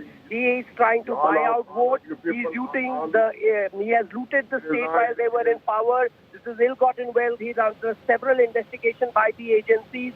And clearly the money is being used to swing the Karnataka elections in Congress's favor. But that will not happen because people will vote for development, for the big highways, for the airports, for the expressway. For Okay, those are serious charges you're making, Mr. Malviya. Mr. Shiv Kumar, will you respond to that? This is ill-gotten wealth, is what the BJP is saying. I don't want to respond to this 40% commission fellows. They are 40%. They have looted the state. Double-engine sarkar failed, the most corrupt capital of this country. The people will throw them out, throw them out, throw them out. Okay, the people will throw you out, Mr. Malviya, is what Mr. D.K. Shiv Kumar is saying. Throw BJP out. Throw BJP out. Well, right now, it is quite clear that who has looted the state and who is throwing money at people and insulting the people of Karnataka, insulting the artists of Karnataka, insulting the hardworking people of Karnataka who want development, who want a progressive government at the center. And Mr. Shiv Kumar and Siddaramaiah and gang will know very soon what the people's verdict is going to be. Mr. Shiv Kumar, the CM has made a very serious allegation as well that you are poaching away BJP MLAs because Congress doesn't have enough good candidates, Mr. Shiv Kumar. That's the CM's allegation. You're poaching their MLAs. Pardon? You're poaching MLAs is what Mr. Bomai is saying because Congress doesn't have good enough candidates. BJP MLAs are coming to our doorstep. They want to resign the BJP, join us. They feel that they will not win back in BJP. That is why all MLCs, MLAs are coming to us. It shows that the BJP is on the losing ground. I think they will not cross more than 56 seats and it will be rooted out in Karnataka. Thank you. Mr. Malviya, your MLAs are just walking over to the Congress? Yes, people who know that they will not get tickets from the BJP are rushing to the Congress, and the Congress, sure of not being able to find candidates, is announcing their list even before the BJP is doing so. The losing party is the one which usually announces candidates first. That is the simple rule of politics. And the ones who are going to be on the winning side wait for the winning party to announce their candidates much later. I think anybody who watches politics will tell you that the Congress is desperate. They know they will not even get candidates after BJP announces this list. That's why they're rushing into announcing their candidates and their list. And secondly, I want to know which candidate is Mr. Siddaramaiah's candidate, which candidate is Mr. Shiv Kumar's candidate, which candidate is Mr. B.K. Hariprasad's candidate, because the Congress is so fractured that if they were ever to get anywhere close to power, they will not be able to decide who the chief minister is, and then they will start stealing from the state. Before the candidates, please let the Congress announce who their chief ministerial candidate is. Is it Mr. Shiv Kumar, who's spending all his ill-gotten wealth, or is it Mr. Siddaramaiah? They should first make up their mind on that first big issue. Okay, who is the house in order? Your house is a broken house between Yediyurappa and Mr. Basuraj Bommai. There is a lot of difference. You are just harassing them. You are harassing Mr. Yediyurappa. You just throw him out unceremoniously. You are just dividing the caste. You are dividing the community. You are working against the constitution. You should know there is a slap on your face. The people who supported you just went to Yediyurappa house. They threw his flag. You could not see. I don't know where you are. So you are speaking somewhere. You just come and see at the land of Karnataka. All are spitting at your faces. Okay, we have a sitting chief minister. The BJP has a sitting chief minister, and we are completely confident of winning this election. I ask again, who is the chief minister of Congress in Karnataka? Is it Mr. D.K. Shiv Kumar, who's spending all the money, or is it Mr. Siddaramaiah? That is the answer that the Congress is not willing to give. Okay, we seem to have lost Mr. D.K. Shiv Kumar, but Mr. Malviya, thank you so much for joining us, and thank you also to Mr. Shiv Kumar for joining us on this fierce battle. You just got a glimpse of that fierce battle which is, of course, to take place on the 10th of May in Karnataka. Rajdeep Sardesai continues to be live with us. Rajdeep, you must have heard that exchange between Mr. D.K. Shivkumar and Amit Malviya, each asking the other, who's your CM face? Look, I think, it's very interesting, Paulomi, the usual political tutu meme, but 2 points. One is that corruption is a great leveler in Karnataka, and we've seen it over the years. It's one of the states where politicians switch sides. Almost 1/6 of the MLAs have been in more than one party, which clearly shows that Karnataka, there are no party loyalties. There are 2 factors, I think, Paulomi, which one needs to look at beyond the tutu meme. One is the caste factor. I think the critical factor in Karnataka this time will be how the caste arithmetic plays. The BJP has traditionally relied on the Lingayat vote, and Mr. Yediyurappa was their tallest leader. Mr. Yediyurappa is not the CM face of the BJP this time. How will that play out on the Lingayat vote is a big question mark. The Congress, on the other hand, has a Congress president, national president from Karnataka, who's a Dalit. They have in Siddaramaiah someone who's played consciously backward caste politics, plus is reaching out to Muslims. And they have in D.K. Shivkumar a Vocaliga face. Does that give the advantage to the Congress? It would appear so in terms of caste arithmetic. So there's the caste factor. The second factor, Paulomi, in Karnataka is the fact that there are sharp regional disparities. The BJP has traditionally been stronger in the northern part of Karnataka, Mumbai, Karnataka, coastal Karnataka. In southern Karnataka and Mysore region, you have the JDS, where Kumaraswamy will make an effort to try and replicate what he did in 2018, throw up a hung assembly and then bargain with both sides. And you have the Congress, which appears to be stronger in central Karnataka, Hyderabad, Karnataka, and to some extent in urban Karnataka, where yes, corruption could be a factor. So I think you're looking at a very complex, complicated, competitive state, which is why I think Karnataka is one of those states where in the last 5 elections, Paulomi, 3 of them have thrown up hung assemblies. And that's what makes Karnataka so fascinating. The one factor, though, which the BJP will be wary of is anti-incumbency, which we've seen play out in Karnataka in 2004, in 2008, 2013 and 18. In each of these elections, the party which was in power lost support in terms of seats compared to the previous election. So the BJP, therefore, will have to be wary of local anti-incumbency and the caste arithmetic. The Congress will have to be wary of the fact that, as we saw in the Lok Sabha elections of 2019, the Modi factor was very powerful in a state like Karnataka. Will it have the same impact in a state election? Is uncertain. Karnataka tends to vote very differently in Vidhan Sabha and Lok Sabha. So you're heading for a fascinating election. And on top of it, Paulomi, this election comes on the backdrop of Rahul Gandhi's disqualification, which again has become a national issue. Will the Congress use it at a local level, or will they focus on local factors? The poaching that you spoke about is not really poaching.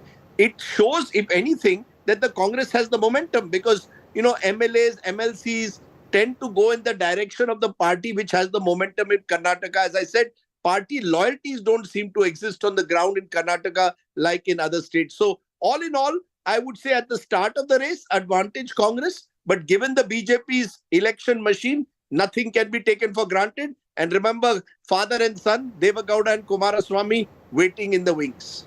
Waiting in the wings.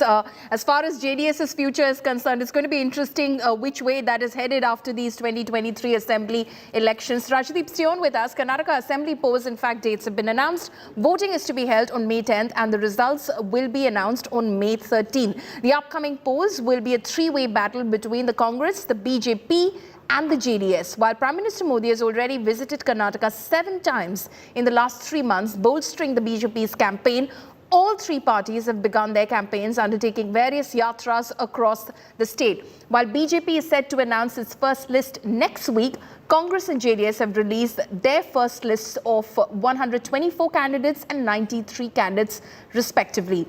Chief Minister Bommai has accused Karnataka Congress Chief D.K. Shivkumar of poaching BJP MLAs, offering them party tickets. Meanwhile, D.K. Shivkumar has slammed the Election Commission for announcing the poll dates late to facilitate Prime Minister's visits to the state. He accused the BJP of spending heavily on ads ahead of the polls. BJP is always a ever-ready party. We don't prepare for elections. We prepare for organization, and we prepare for welfare of the people, and we are ready. You were anticipating that it will be announced today or tomorrow? Yeah, it was as per anticipation. So Congress has already released the first list, sir. When is the BJP list going to be released? Probably after a week or so. The first list will be released. So if you notice the reservation announcement which has been made by your government, now there are a lot of protests which is happening across the state. Do you think it will backfire? The Congress is trying to create some confusion in Banjara community only. Okay. And we have talked to all Banjara leaders, our MLAs have talked. There is no issue. Everything will be set right. All the national leaders will be coming for campaigning, sir? Yeah, all the national leaders, including Prime Minister Amit Shah ji, Nadda ji, everybody will be there. ನೋಡಿ, ನನಗೆ ಬಂದಿರೋ ಮಾಹಿತಿ D K Shivakumar ಅವರು ಈ ಎರಡನೇ ಪಟ್ಟಿಯಲ್ಲಿ ಸುಮಾರು 100 ಸೀಟುಗಳಿಗೆ ಏನಿದೆ ಎಲ್ಲ ನಮ್ಮ BJP MLAಗಳಿಗೆ ಫೋನ್ ಮಾಡಿ ಖಾಲಿ ಇಟ್ಟಿದ್ದೇವೆ, ನಿಮಗೋಸ್ಕರ ಬನ್ನಿ, ನೀವು ಬಂದರೆ ಕೊಡ್ತೀವಿ ಅಂತ ಹಲವಾರು MLAಗಳಿಗೆ ಫೋನ್ ಮಾಡಿದ್ದಾರೆ. ಇದು ಅವರ ಪರಿಸ್ಥಿತಿ ತೋರಿಸ್ತದೆ. ಅವ್ರ ಹತ್ರ ಅಷ್ಟು ಗಟ್ಟಿಯಾಗಿ ಕ್ಯಾಂಡಿಡೇಟ್ ಇದ್ದರೆ ನಮ್ಮ MLAಗಳಿಗೆ ಫೋನ್ ಮಾಡ್ತಾ ಇರಲಿಲ್ಲ. ಎಲ್ಲ ಕಡೆ ಓಪನ್ ಆಗಿ ಫೋನ್ ಮಾಡ್ತಾ ಇದ್ದಾರೆ. ಅದು ಎಲ್ಲರಿಗೂ ಯಾರ್ಯಾರಿದ್ದಾರೆ ಎಲ್ಲರಿಗೂ ಸರಾಸಗಟವಾಗಿ ನಮ್ದಿನ್ನ ನಿರ್ಣಯ ಆಗಿಲ್ಲ, ಇಲ್ಲಿ ನೀವು ಬಂದರೆ ನಿಮಗೆ ಕೊಡ್ತೀವಿ ಅನ್ನೋಂಥ ಮಾತಾಡಿದ್ರೆ ಅದು ಹತಾಶ ಮನೋಭಾವನೆ ತೋರಿಸ್ತದೆ. ಎಲ್ಲರೂ ಮತ್ತು ನನಗೆ ಹೇಳ್ತಾರೆ ಅಂದರೆ ಅವರು ಹೋಗೋದಿಲ್ಲ. We are ready at any point of time. We are ready when they do. They took their own time for the Prime Minister, Home Minister come to do and give advertisement to all the media with a lot of advertisement. Ever in the history of Indian politics, such money was not being spent for any advertisement. But they have done. But it is their prerogative and their this one. How Congress is prepared for this? Congress is well prepared for it. We have already cleared 124 names, and still almost 50% we have just discussed in the length. And I think tomorrow we are having a screening committee. We will take a call on it. अरे वहाँ तो 40% की government है और वो खुद ही उनको मालूम है. एक MLA के पास 8-8 करोड़ रुपए मिलते हैं, एक्शन नहीं लेते हैं. कॉन्ट्रैक्टर खुद बोल रहे हैं, प्राइम मिनिस्टर को लिखे हैं, देखिए हमारे पास इतने पैसे मांग रहे हैं. खुला लेटर लिखे. अरे खुला लेटर लिखे तो भी आपको तुम्हारी गवर्नमेंट करप्ट है ये मान रहे नहीं. इसीलिए हमको ये कहना है, ये गवर्नमेंट अपने को खुद ही करप्ट है और दूसरों को करप्ट बोल रहे. जितनी बड़ी चुनौती है फिर से सत्ता में वापसी करना, और क्या चीजें आपके लिए चुनौती है, क्या चीजें आपकी फेवरेट है? कर्नाटक में कांग्रेस सरकार आना निश्चित है. क्यों? कर्नाटक में 40% सरकार चल रही है. राहुल गांधी जी के साथ किस तरीके के इन लोगों ने जो व्यवहार किया, डिस्पल सारे जवाब वोट डालने के समय में देगा. 140 सीट कांग्रेस की जीतेगा. चैलेंज कितना बड़ा है? बहुत मीन्स क्यों? संविधान को बचाना है, इस देश को एक मैसेज देना है सड़क पे, वो कर्नाटक चुनाव है. कांग्रेस कह रही है 40% की सरकार है, कांग्रेस कह रही है 40% कमीशन की सरकार. यह कांग्रेस का बहुत पुराना जुमला है और कांग्रेस कई महीने से कर रही है. कांग्रेस जमीन पे कहीं है नहीं. पिछले 3 से 4 महीने देखेंगे तो कांग्रेस ने कोई कार्यक्रम नहीं किया. आपस में DK शिवकुमार और सिद्धरमैया की जो झगड़ा है, एक दूसरे को देखते नहीं है, उसके कारण कांग्रेस में भी काफी अपना सिर फटोल हो रहा है. भारतीय जनता पार्टी गए हुए 3-4 महीने से जो इलेक्शन के लिए तैयारी करना था वो तैयारी पूरा हो चुका है. इलेक्शन के लिए 58,282 बूथ में भी भारतीय जनता पार्टी पूरा चुनाव का तैयारी कर चुका है. आने वाले इलेक्शन में भारतीय जनता पार्टी क्लियर बहुमत हासिल करेगा. 40% कमीशन भ्रष्टाचार की कहानी मुख्यमंत्री को बदल नहीं सकते, क्योंकि जोड़ तोड़ करके भ्रष्टाचार ढंग से सरकार बनाई गई है. वहां जिस दिन चुनाव होंगे 40% कमीशन लेने वाली सरकार का पतन तो सुनिश्चित है.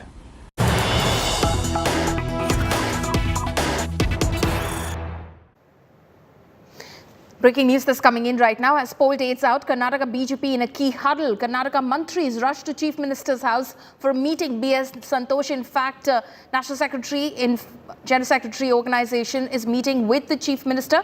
Right now, Minister Samanna, Ashok, Muniratna also rush to the Chief Minister's residence. So, as soon as the poll dates have been announced, for the Karnataka Assembly elections. May 10th is when that election is to take place. The BJP is already in a very key huddle. Remember that the BJP is yet to announce its list of candidates, while the Congress and the JDS have already announced a set of candidates. The BJP is yet to announce its list of candidates.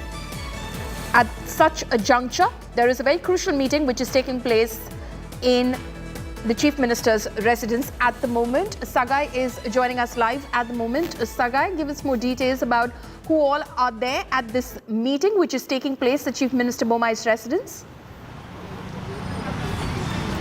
Now, as you rightly pointed out, the Minister V. Somana, Shivaram Hebbar, BJP National General Secretary B.L. Santosh and Chief Minister and few other leaders are meeting inside his official residence here on Racecourse Road. As we speak now, you can see more vehicles are going inside and still more people are expected to join this particular meeting. Probably this meeting is all about the election strategy, how they're going to take this up in the days to come, how they're going to counter Congress in the days to come, and the election dates has already been announced, and this is not something as a strategy meet as such, probably an informal meeting to how to take this forward from here on.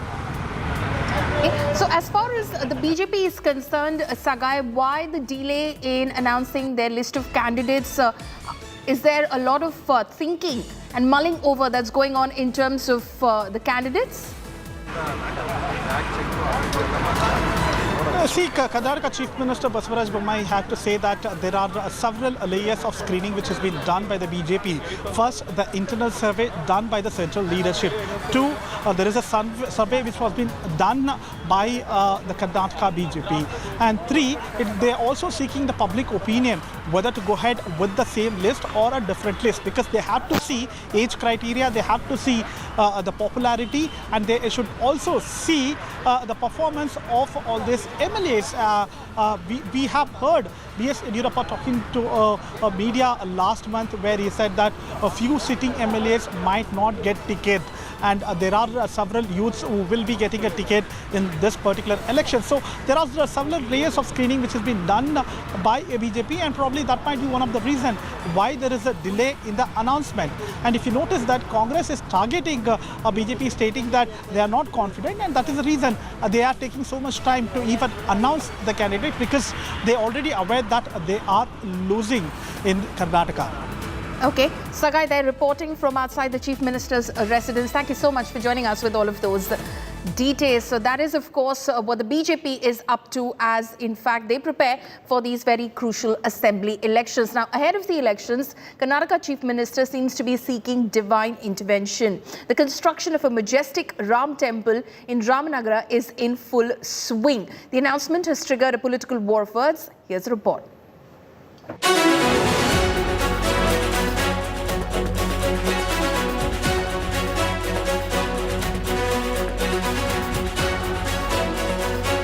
As the Ram Mandir rises in Ayodhya, Uttar Pradesh, a similar temple is rising in Karnataka too.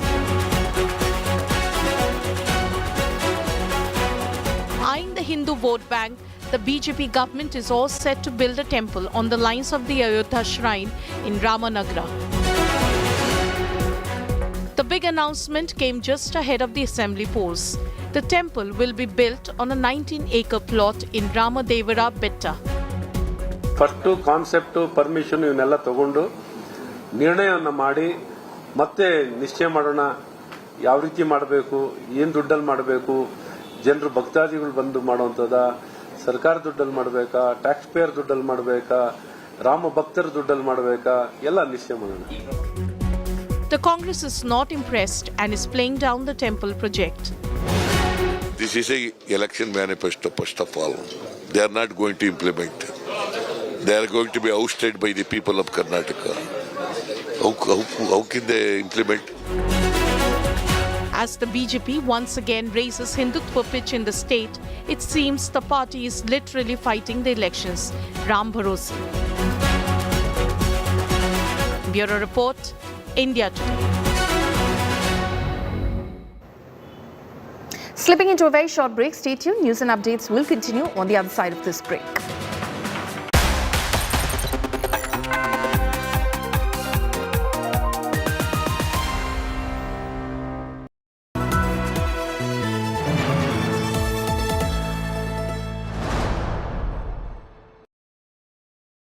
हम timing की बात करते हैं तो बहुत सारे लोग timing, किसी भी एक्शन को टाइमिंग से जोड़ते हैं कि ये फेयर था या नहीं फेयर था। जैसे मान लीजिए BBC ने सरकार के खिलाफ कोई डॉक्यूमेंट्री दिखा दी तो कुछ हफ्तों के बाद उनके ऊपर IT की कार्रवाई हो गई। नहीं, मैं तो डॉक्यूमेंट्री के टाइमिंग पर सवाल उठाता हूँ।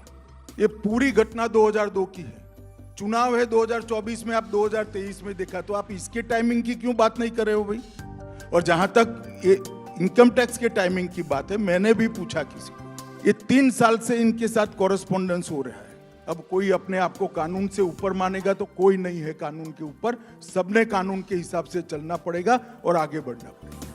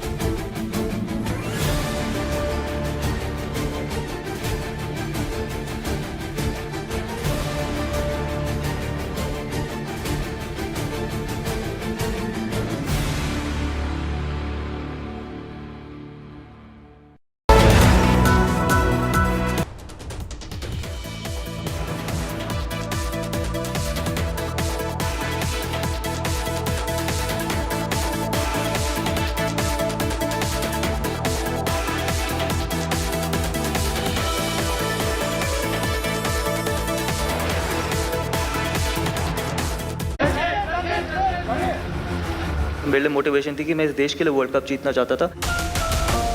Cricket heals India. सबने यही कहा, just go out there and lift this cup.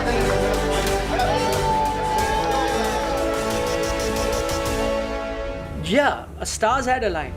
I really do feel this is like yesterday.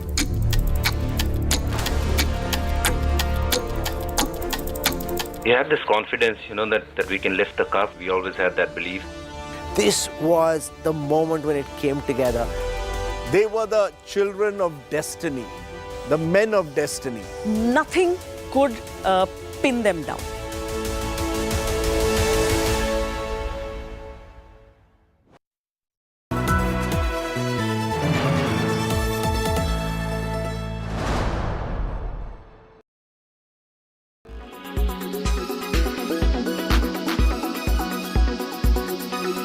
Chetan, what's the latest in what's been a long-drawn saga with regards to Ashok Hotel?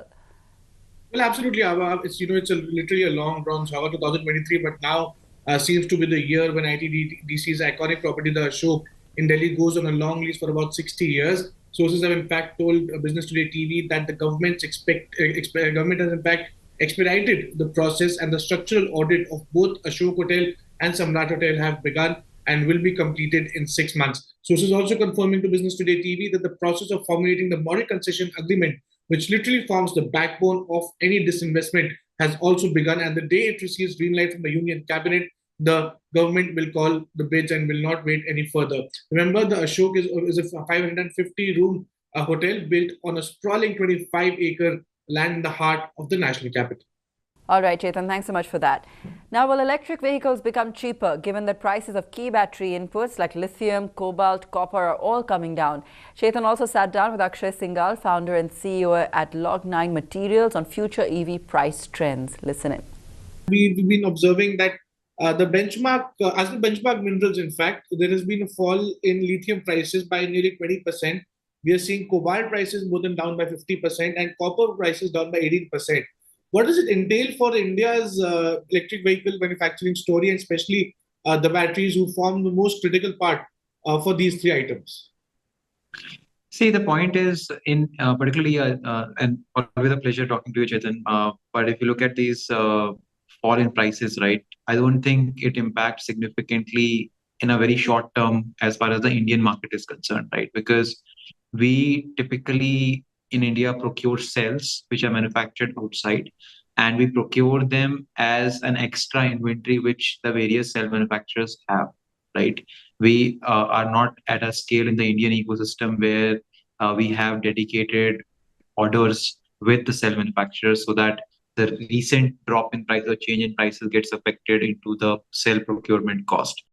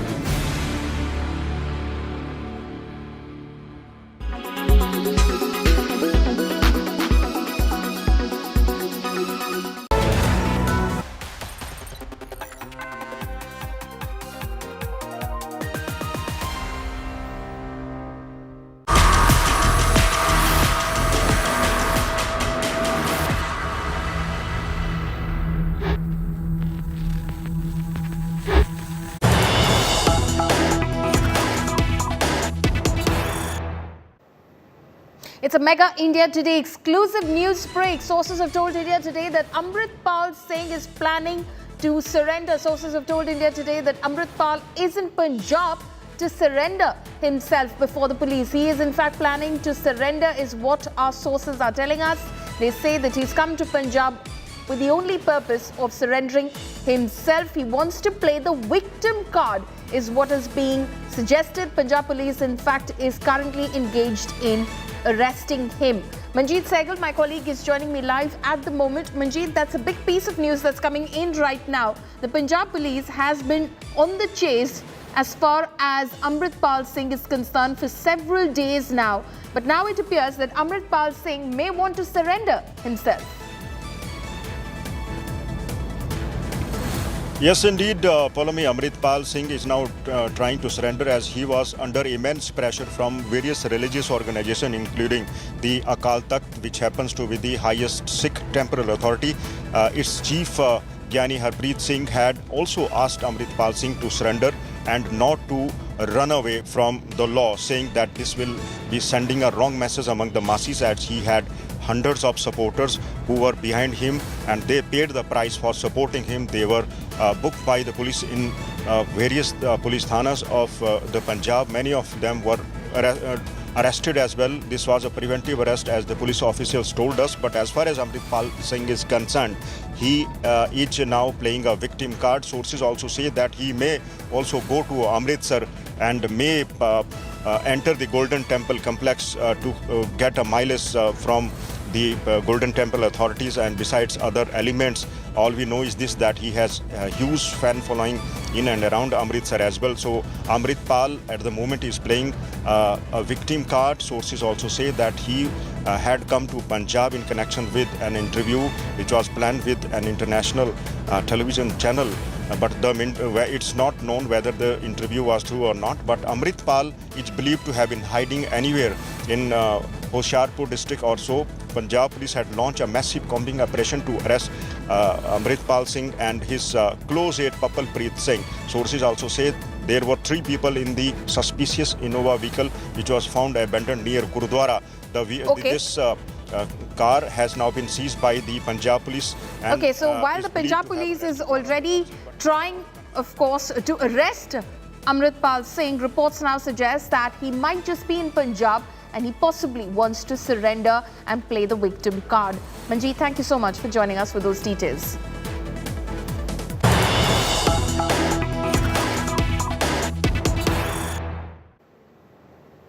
More news that's coming in right now. Amrit Pal and Papal Preet are known to have many female friends. More than 10 of those friends are now on the radar. 3 girls were on the radar in Delhi. They were being interrogated as well. They stayed in Patiala using, in fact, Amrit Pal and Papal Preet stayed in Patiala using this female network, took shelter at a female friend's house in Haryana as well, and they used the same network to stay in Delhi. In fact, used his wife, Amrit Pal did, to raise funds. Arvind Oja, my colleague, is joining us over the phone line right now. Arvind is bringing us this latest piece of information as far as this investigation is concerned. Arvind, और बताइए कि आपके सूत्रों ने क्या बताया है आपको कि अमृतपाल और पपल प्रीत किस तरह से अपनी फीमेल फ्रेंड्स का इस्तेमाल कर रहे थे, उनकी मदद से छुपते छुपाते बचते फिर रहे थे?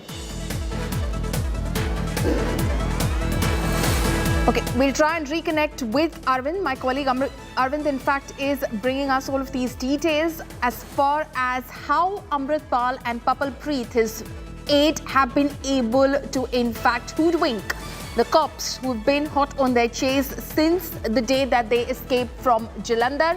Now, what we're learning from our sources is that they had several female friends who they used in order to escape the police. In fact, they used them to raise funds as well. Arvind Oja, my colleague, is joining us over the phone line right now. Arvind, आपके सूत्र क्या बता रहे हैं कि किस तरह इन्होंने अमृतपाल और पपल प्रीत ने अपनी महिला फ्रेंड्स का इस्तेमाल करते हुए कॉप्स को, पुलिस को एक तरह से चकमा दिया?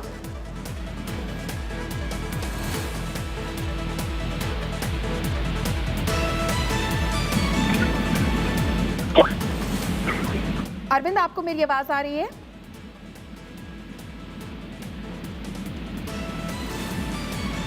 Okay, we'll try and fix that line with Arvind, but these are the details that he's learning from his sources at the moment, is that the cops are in fact watching some of these female friends. They're on the radar as far as their ongoing investigation is concerned into Amritpal and Papal Preet.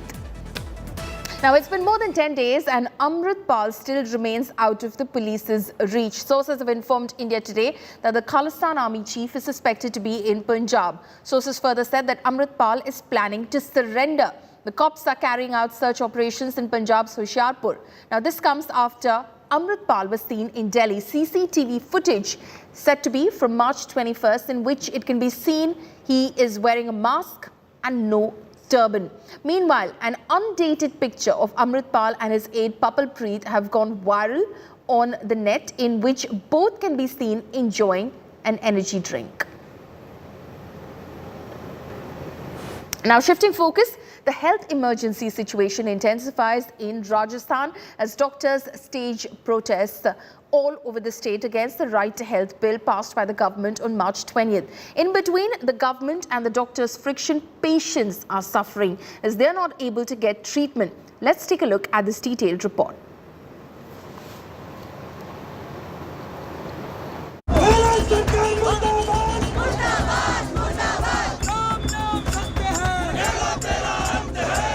There is a health emergency in Rajasthan. Over 20,000 doctors, mostly from the private sector, are on the road against the Right to Health bill passed by the Assembly recently.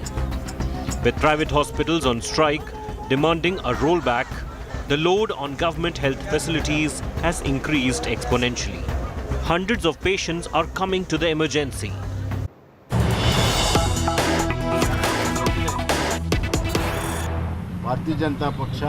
Cutting across to Karnataka, incumbent CM Bommai speaking. ಅತಿ ಹೆಚ್ಚು membership ಇರುವಂಥ ಪಕ್ಷ, strong cadre ಇರುವಂಥ ಪಕ್ಷ,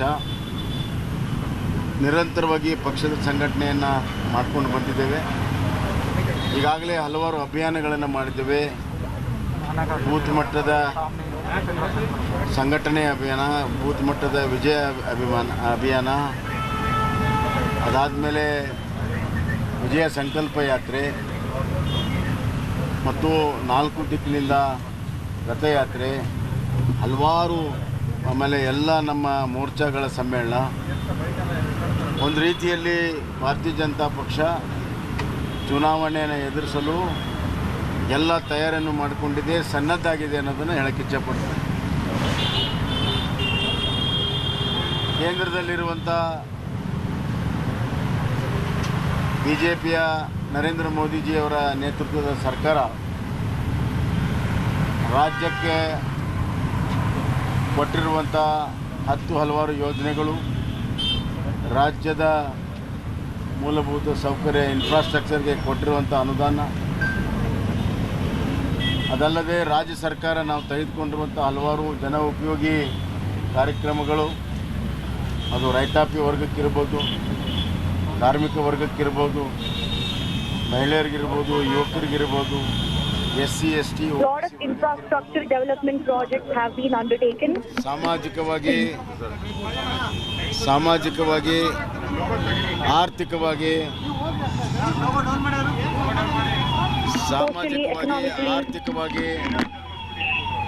ತೆಗೆದುಕೊಂಡಿರುವಂಥ ತೀರ್ಮಾನಗಳು ವಿಶೇಷವಾಗಿ ಬಡವರಿಗೆ lot of decisions have been taken pro poor. ಪ್ರೋತ್ಸಾಹ, ಗ್ರಾಮೀಣ ಪ್ರದೇಶದಲ್ಲಿ ದೊಡ್ಡ ಪ್ರಮಾಣದ ಕೊಟ್ಟಿರುವಂಥ ಕುಡಿಯುವ ನೀರಿನ ಯೋಜನೆಗಳು ಮತ್ತು ಕೋವಿಡ್ ಸಂದರ್ಭದಲ್ಲಿ 10 kg ಅಕ್ಕಿಯನ್ನು ಕೊಟ್ಟಿರುವಂಥದ್ದು. Even during COVID, a lot of pro poor measures were undertaken by the current dispensation. ವಿದ್ಯಾರ್ಥಿ ರೈತ ವಿದ್ಯಾನಿಧಿ ಹಲವಾರು ಯೋಜನೆಗಳನ್ನು ಕೊಟ್ಟಿದ್ದೇವೆ ಮತ್ತು ಸಾಮಾಜಿಕವಾಗಿ ತುಳಿತಕ್ಕೆ ಒಳಪಟ್ಟವರಿಗೆ ರಿಸರ್ವೇಷನ್ ಹೆಚ್ಚು ಮಾಡಿರುವಂಥದ್ದು, ರಿಸರ್ವೇಷನ್ನಲ್ಲಿ ಇಂಟರ್ನಲ್ ಕ್ಲಾಸಿಫಿಕೇಷನ್ ಮಾಡಿರುವಂಥದ್ದು, ಹಲವಾರು ವರ್ಷದಿಂದ ನೆನೆಗುದಿ ಬಿದ್ದಂಥ ಎಲ್ಲ ಸಮಸ್ಯೆಗಳಿಗೆ ಪರಿಹಾರವನ್ನು ಕೊಟ್ಟಿದ್ದೇವೆ. OBCಯಲ್ಲಿ ಬದಲಾವಣೆಯನ್ನು ತಂದಿರುವಂಥದ್ದು.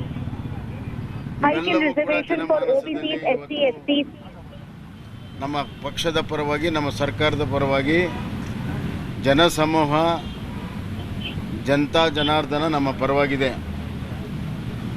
ಈ ಬಾರಿ ನಮ್ಮ ಪಾಸಿಟಿವ್ ಮ್ಯಾಂಡೇಟನ್ನು ಕೇಳ್ತಾ ಇದ್ದೇವೆ. ಸಕಾರಾತ್ಮಕವಾದಂಥ ಬಹುಮತ ಕೊಡಿ ಅಂತ ಜನರ ಮುಂದೆ ನಾವು ಹೋಗ್ತಾ ಇದ್ದೇವೆ. I am requesting the people of Karnataka to give us full majority.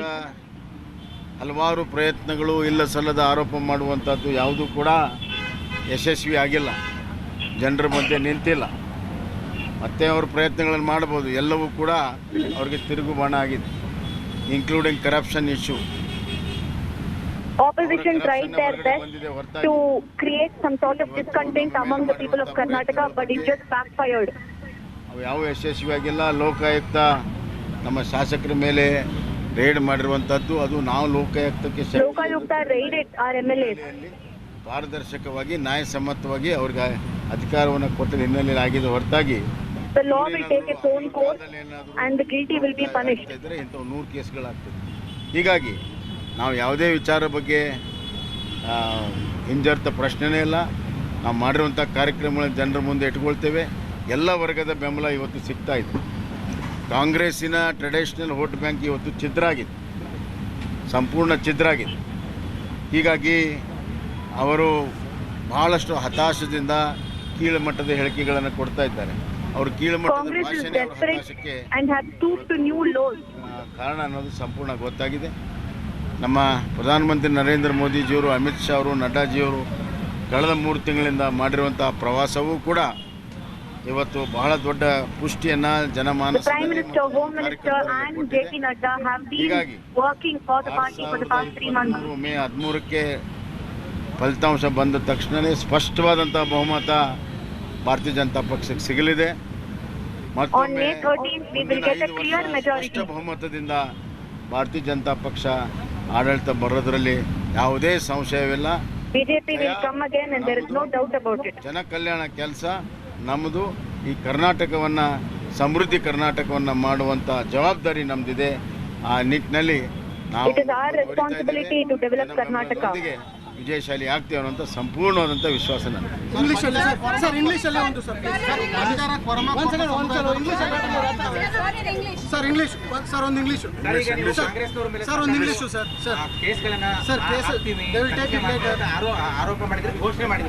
ಹಲವಾರು ಕೇಸ್ಗಳನ್ನು ಹಾಕಿದ್ದೇವೆ.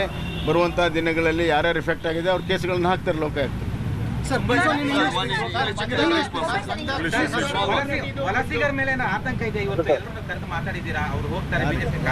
ಎಲ್ಲ ನಮ್ಮವ್ರನ್ನೇ ಮಾತಾಡಿರೋದು, ನಮ್ಮವ್ರನ್ನೇ ಕರೆದು ಮಾತಾಡೋದು. ಯಾವ ವಲಸಿಗರ ಪ್ರಶ್ನೆನೇ ಅವರೆಲ್ಲ ನಮ್ಮವರೇ.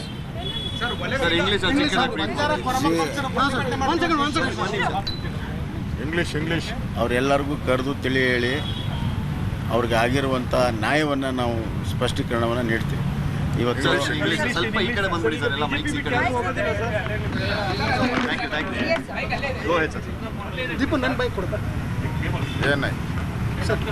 Election Commission has declared the election dates. Election Commission has declared the election dates, and it is very expected lines. Polling will be on May 10th and results will be on May 13th. Cameras are there, sir. Cameras are there, sir.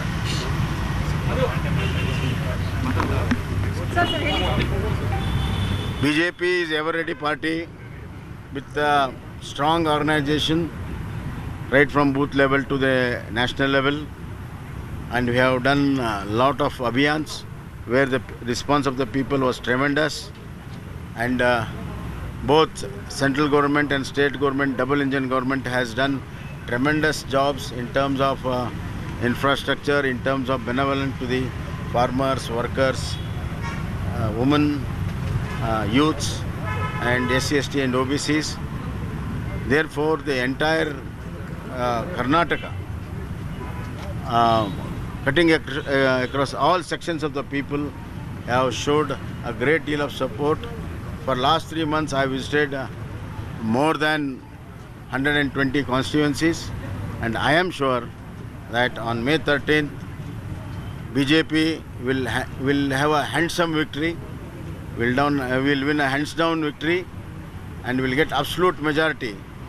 And we take the responsibility of taking Karnataka forward towards new Karnataka, where there will be place for the people who have abilities, poor people where capabilities are to be done, women, youths, all these people will have ample opportunities, and we have taken path-breaking decisions as far as social structure is concerned. Therefore, the vote bank of Congress has been now broken down. They are in a tremendous disappointment. Therefore, they are making wild allegations and cheap allegations, but people will not appreciate, people of Karnataka will not appreciate this. We are taking them head on. We have answered all their allegations squarely. So that is, of course, the incumbent Chief Minister of Karnataka, Basavaraj Bommai, expressing confidence in the BJP's prospects going into these assembly elections. That's a wrap on this bulletin. Stay tuned. News and updates will continue on the other side.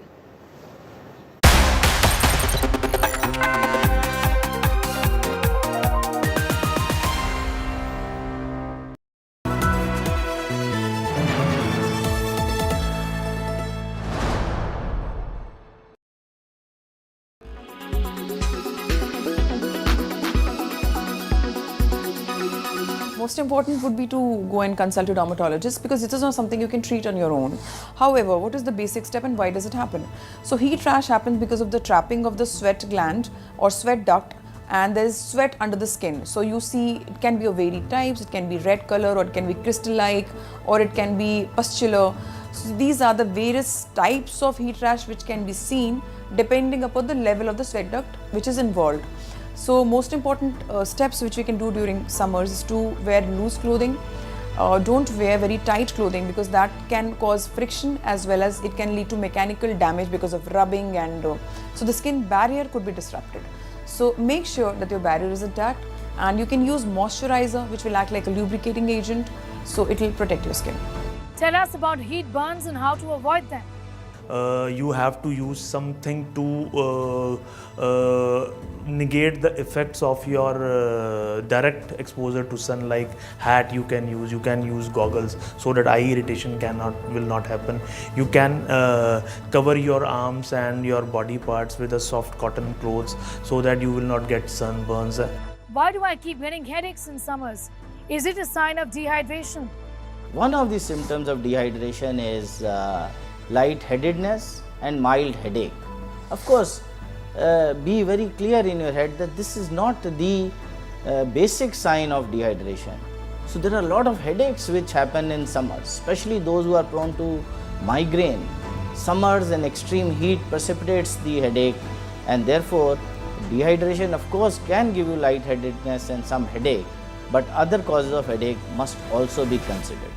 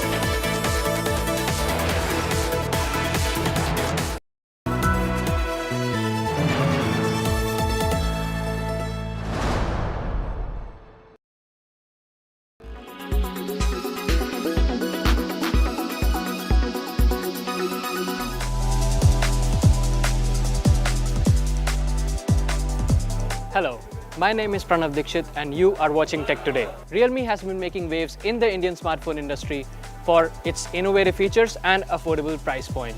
Today, Realme has launched the C55 smartphone. Now, specs aside, one of the most interesting features that I found in this smartphone is the mini capsule, which smartly takes around the area of the punch hole camera. From the outside, the phone is quite slim at just 7.89 millimeters of thickness. The back of the phone has a nice design to it with these brushed vertical lines. The chassis looks quite modern with flat edges and rounded corners. The phone has a big 6.7-inch display, a 64-megapixel primary camera and a 2-megapixel black and white lens. Now coming to the inside, the Realme C55 is powered by a MediaTek Helio G88 chipset with up to 8 gigs of RAM, which can provide ample performance. Coming to its showstopper feature, which I have not seen in any Android smartphone in the market today, is the mini capsule. It can smartly adapt part of the display around the 8-megapixel punch hole camera for showing things like charging notification, data usage and more. Apple's Dynamic Island, anyone? Now while the phone supports only 4G networking with 2 nano SIM card slots, it has something that many of the phones 10 times its cost do not have, which is a micro SD card slot. You can expand the storage by up to 1 terabyte. The phone has a 5000 mAh battery with 33-watt fast charging that can charge your phone from 0 to 50% in just 29 minutes. The Realme C55 comes in 2 colors, sun shower and rainy night. Overall, the Realme C55 offers impressive features at a great price point of Rs 13,999, making it a great option for anyone who is in the market for an affordable smartphone that doesn't break the bank.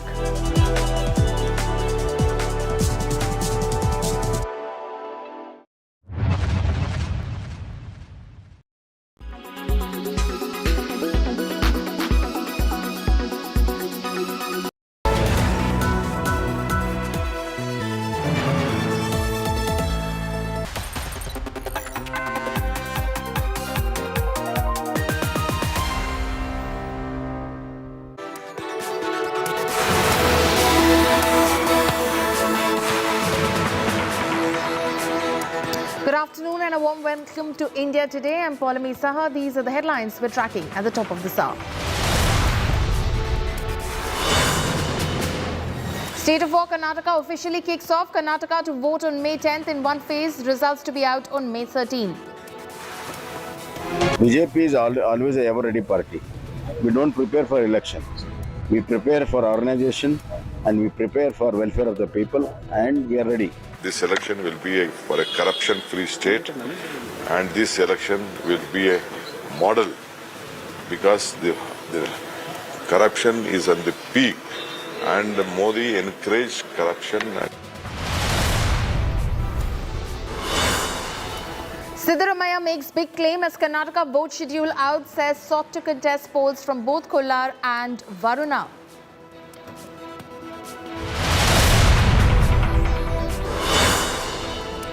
Modi's ferocious attack on the Congress, says Congress is equal to dynasty, dangai and dishonesty. Accuses the Congress of Bhrashtachar Bachao Abhiyan. Congress's Kharge hits back.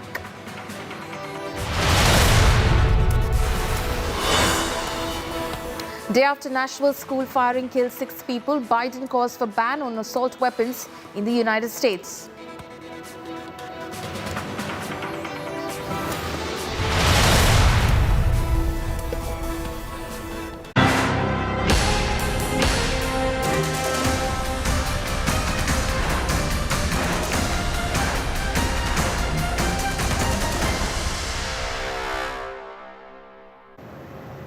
Let's take a look at all the latest stories coming in from the poll-bound state of Karnataka. The dates for the Karnataka Legislative Assembly polls have been announced by the Election Commission. The state goes to election on the 10th of May and counting of votes to be held on the 13th of May. With the term for the 2023 Karnataka Assembly ending on May 24th, the state is also set to elect a fresh 224-member contingent. As Karnataka edges closer to the assembly election, State Congress Chief DK Shivkumar was spotted showering 500 rupee notes at artists carrying deities near Bevenahalli in the Mandya district during the Praja 20 Yatra organized by the Congress party in Srirangapatna.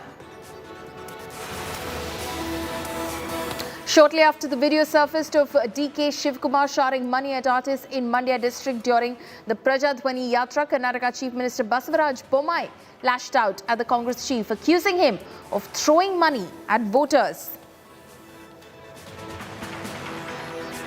After massive protests over the scrapping of Muslim quota, Chief Minister Basavaraj Bommai has assured the protesting communities that they will in fact address all their concerns. This assurance comes after a Banjara community hit the streets in several parts of Karnataka, fearing that their reservation will be compromised.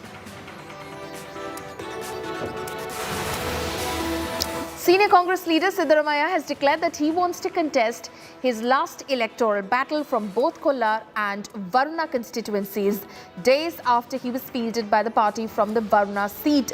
Siddaramaiah has said that he has now requested the High Command to assign him a second seat, which is Kolar.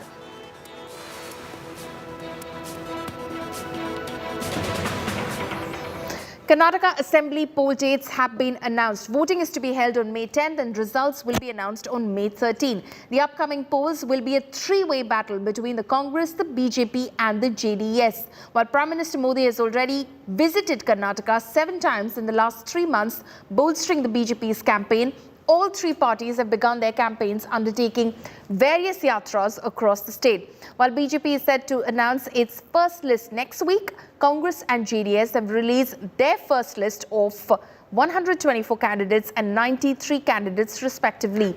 Chief Minister Bommai has accused Karnataka Congress Chief DK Shivkumar of poaching BJP MLAs, offering them party tickets. Meanwhile, DK Shivkumar has slammed the Election Commission for announcing the poll dates late to facilitate allegedly Prime Minister Modi's visits to the state. He accused the BJP of spending heavily on ads ahead of polls. Schedule for the Karnataka Assembly elections for 2023 would be like this. The Gazette notification would be issued on 13th of April. Last date of making nominations would be 20th of April.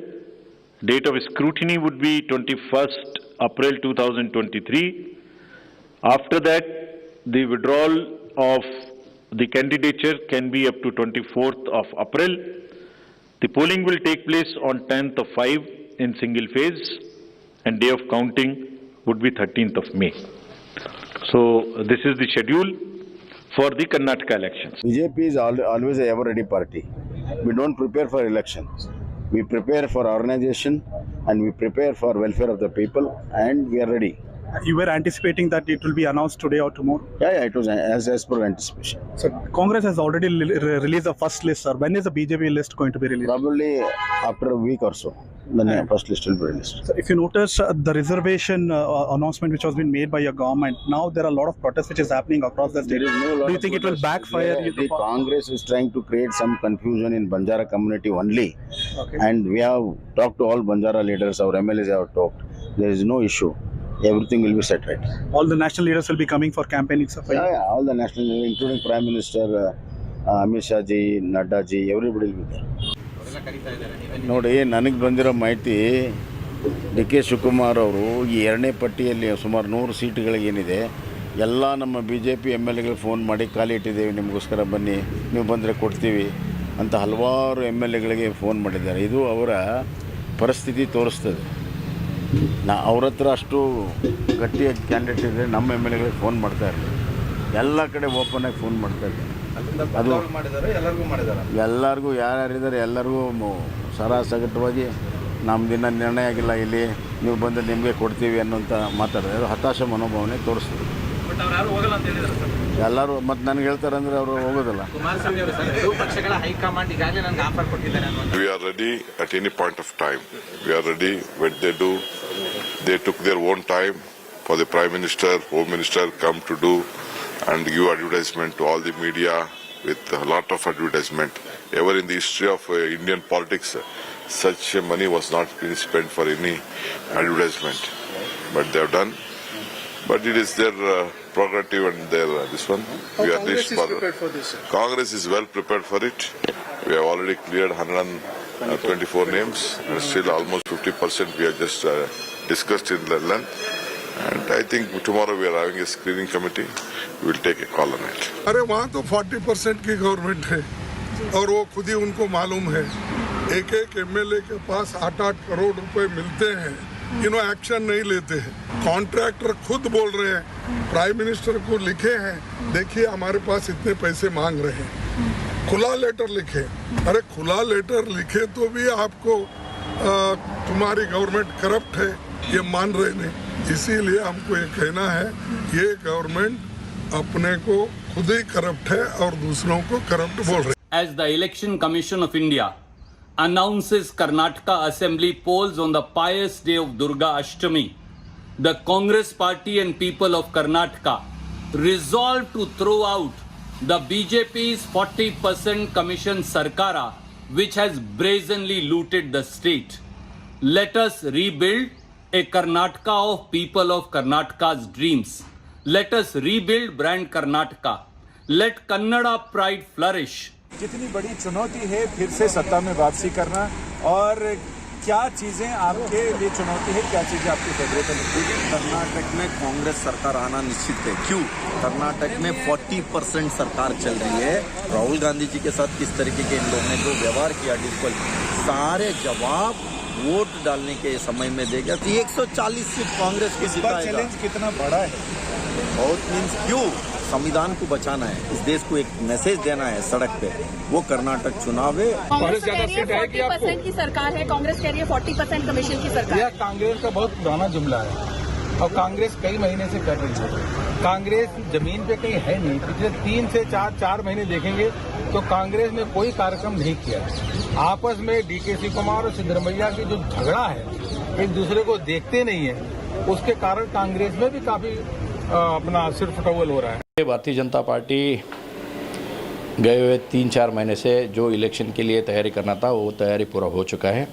Election के लिए 58,282 booth में भी Bharatiya Janata party पूरा चुनाव का तैयारी कर चुका है. आने वाले इलेक्शन में भारतीय जनता पार्टी क्लियर बहुमत हासिल करेगा. As expected, as a political leader, accordingly, Election Commission today announced the calendar of events. I welcome it, and it is scheduled to be held on May 10th voting. May 13th is the result day. Accordingly, Election Commission has started process, and my request to the Election Commission to maintain the law and order and curb whatever the money power.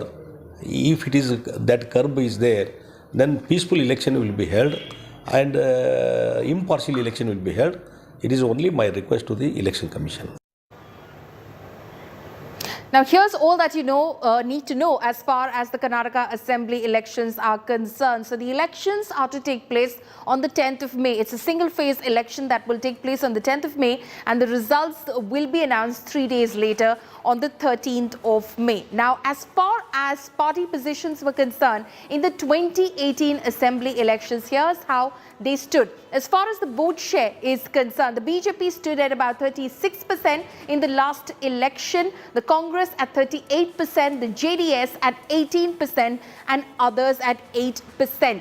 That is how the vote share stacked up in the 2018 Assembly elections. Now, what about the seat share in the 2018 Assembly elections? The BJP won 104 seats. It emerged as the single largest party in the Legislative Assembly. The Congress won 80 seats, the JDS 37 seats, and others took away 3 seats of the 224-member Legislative Assembly of Karnataka. And this time, again, the BJP and the Congress are going neck to neck in this election, but the JDS also hoping that it can get a big chunk of that pie as far as the Legislative Assembly is concerned. Now, ahead of the Karnataka Assembly elections, Siddaramaiah has expressed his desire to contest from 2 constituencies. Siddaramaiah, who holds the post of Congress Legislature Party leader, has in fact been fielded from his native Varuna constituency in the first list of candidates released last Saturday by the Congress party. He had replaced his son and sitting MLA Yatindra from that constituency. Now, the former Chief Minister, however, has said that if the Congress High Command agrees, he wants to contest from Kolar too, along with Varuna, boasting about the love he received from the people of Kolar. Further, Siddaramaiah has reiterated that the upcoming State Assembly polls that is to be held on May 10 would be his last electoral battle, and he's confident of winning from any given constituency.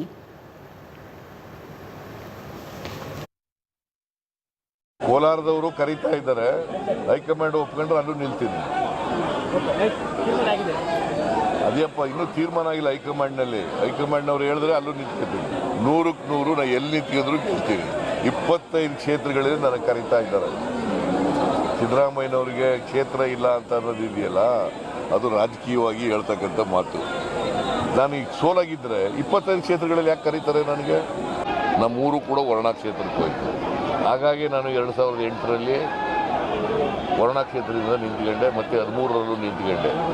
ಹೋದ ಸಾರಿ ನಾನು ಮತ್ತೆ ಚಾಮುಂಡೇಶ್ವರಿ ನಿಲ್ಲಬೇಕು ಅಂತೇಳಿ ಚಾಮುಂಡೇಶ್ವರಿಗೆ ಹೋದೆ. ಆಮೇಲೆ ಸ್ವಲ್ಪ ಅಲ್ಲಿ ಅನುಮಾನ ಇದ್ದದರಿಂದ ಬಾದಾಮಿಲೂ ಕೂಡ ನಿಂತ್ಕೊಂಡೆ. ಸೊ ಈ ಸಾರಿ ಇದು ಕೊನೆ ಚುನಾವಣೆ. ನಾನು ನಮ್ಮ ಹುಟ್ಟೂರು ಎಲ್ಲಿರ್ತದೆ ಅಲ್ಲಿ ಸ್ಪರ್ಧೆ ಮಾಡಿ ಜನರ ಆಶೀರ್ವಾದ ಕೇಳಿ ಆಶೀರ್ವಾದ ಮಾಡ್ತಾರೆ ಅಂತಕ್ಕಂಥ ನಂಬಿಕೆ ಇದೆ. ನಾನು ಚುನಾವಣಾ ರಾಜಕೀಯದಿಂದ ನಿವೃತ್ತಿ ಆಗ್ತೀನಿ. Now, Karnataka Congress Chief D.K. Shivkumar lands in trouble for throwing currency notes during a rally. D.K. Shivkumar was caught on camera throwing currency notes from his tour bus during a rally in Mandya on Tuesday. BJP has condemned the incident and has launched a corruption jibe against D.K. Shivkumar. Karnataka Chief Minister Bommai says that Shivkumar blatantly misused power and the people of Karnataka would reject him and the Congress party. However, Shivkumar has defended his actions, saying he was giving money to artists who had travelled for the event. He hit back at the BJP, saying they should first answer on the 40% commission charge against the government. See, he does everything. He blatantly misuses all kind of powers, and he does everything. And he blames us. That has been his system. What to do? I mean, he is like that. People know. That's why they are going to reject him. Shiv Kumar क्या, तो शिव कुमार ये जो कांग्रेस का बहुत बड़े बड़े नेता उनको करप्शन में फॉलो कर रहे हैं. इसमें तो मुझे बहुत आश्चर्य नहीं हुआ है. तो पार्टी ही करप्ट है, उसमें भी शिव कुमार बहुत करप्ट है.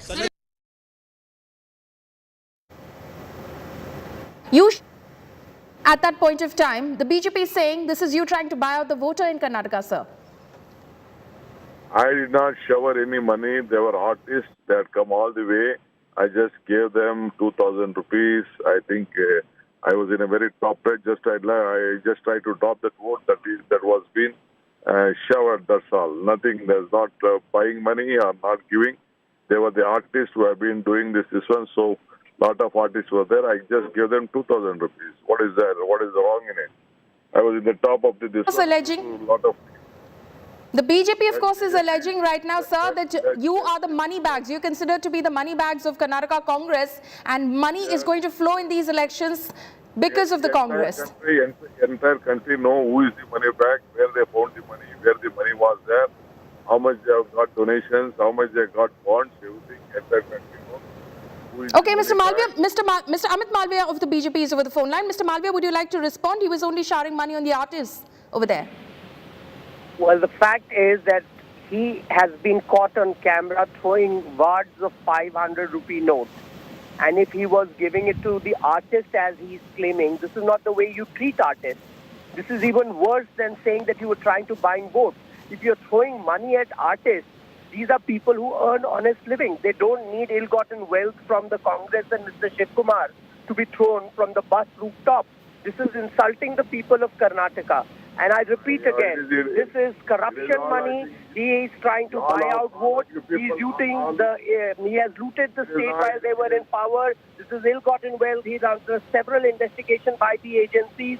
And clearly the money is being used to swing the Karnataka elections in Congress's favor. But that will not happen because people will vote for development, for the big highways, for the airports, for the expressway. For okay, those are serious charges you're making, Mr. Malviya. Mr. Shiv Kumar, will you respond to that? This is ill-gotten wealth, is what the BJP is saying. I don't want to respond to this 40% commission fellows. They are 40%. They have looted the state. Double-engine Sarkar failed, the most corrupt capital of this country. The people will throw them out, throw them out, throw them out. Okay, the people will throw you out, Mr. Malviya, is what Mr. D.K. Shiv Kumar is saying. Throw BJP out. Throw BJP out. Well, right now, it is quite clear that who has looted the state and who is throwing money at people and insulting the people of Karnataka, insulting the artists of Karnataka, insulting the hard-working people of Karnataka who want development, who want a progressive government at the center. And Shiv Kumar and Siddaramaiah and gang will know very soon what the people's verdict is going to be. Mr. Shiv Kumar, the CM has made a very serious allegation as well that you are poaching away BJP MLAs because Congress doesn't have enough good candidates, Mr. Shiv Kumar. That's the CM's allegation. You're poaching the MLAs.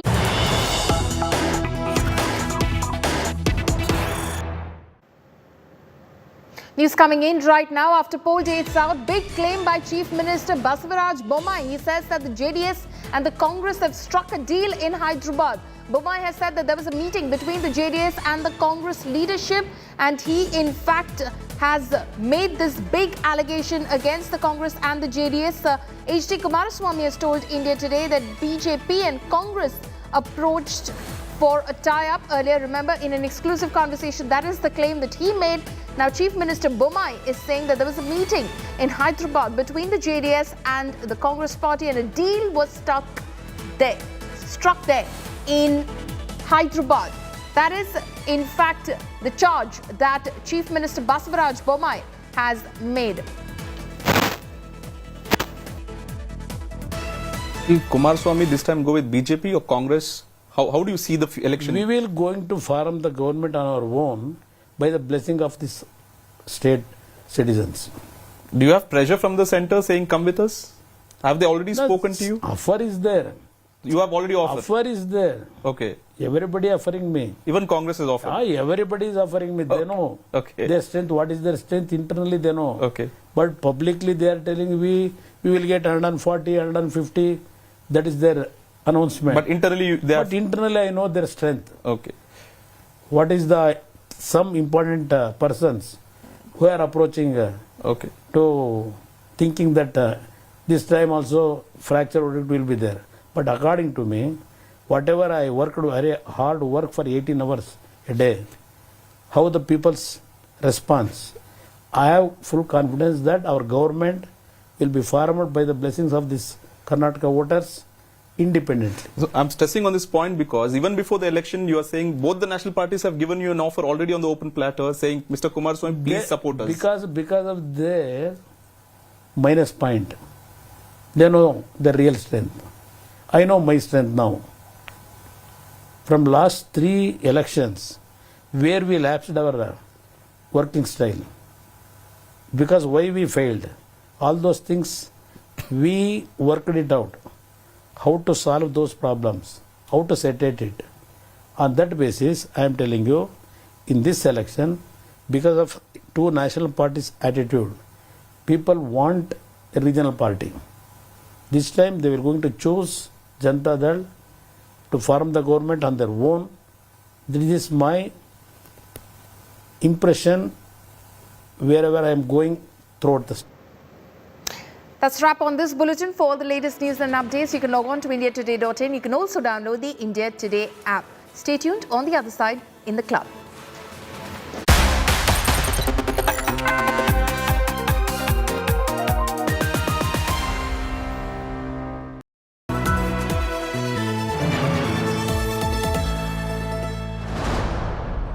Rahul Gandhi कोई भी security के बगैर गए, उन्होंने खुद कहा है कि देखिए मैंने लाल चौक में झंडा फहरा दिया। उनको ये मालूम नहीं है आपके समय में नहीं फहरा सकते थे, आज फहरा सकते हो, ये मोदी जी के कारण हुआ है।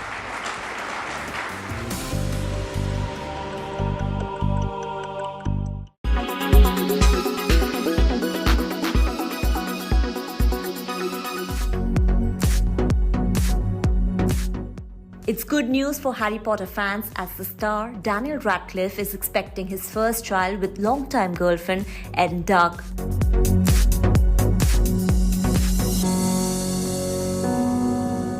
The actress also showed off her baby bump as the couple was seen taking a stroll in New York City. What happened? You don't know? He wants my help, and I don't know if I should give For the unversed, the couple first met on the sets of Kill Your Darlings, in which Radcliffe played the role of poet Allen Ginsberg and Dark featured as Gwendolen, his romantic interest. Please don't get involved. That man ruined my son. You wanted him gone too. You sent him to me.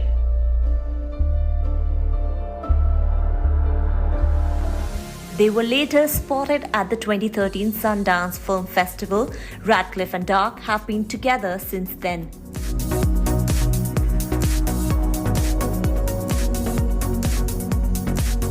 In 2020, he was also seen gushing about how Erin has embraced his geeky side. Wondering if maybe you wanted to go to the ball with me. Mr. Weasley, place your right hand on my waist. Daniel Radcliffe rose to prominence for his role as the title boy wizard in the Harry Potter film franchise. It's blood moody. Avada Kedavra. The killing curse. Only one person is known to have survived it, and he's sitting in this room. People die in this tournament. The devils are inside the walls. Something's coming closer. I can feel it. We're all here for a purpose. In the universe picks its time. I need you to help me get home. Okay, buddy? His other notable works include Swiss Army Man, The Lost City, and The Woman in Black.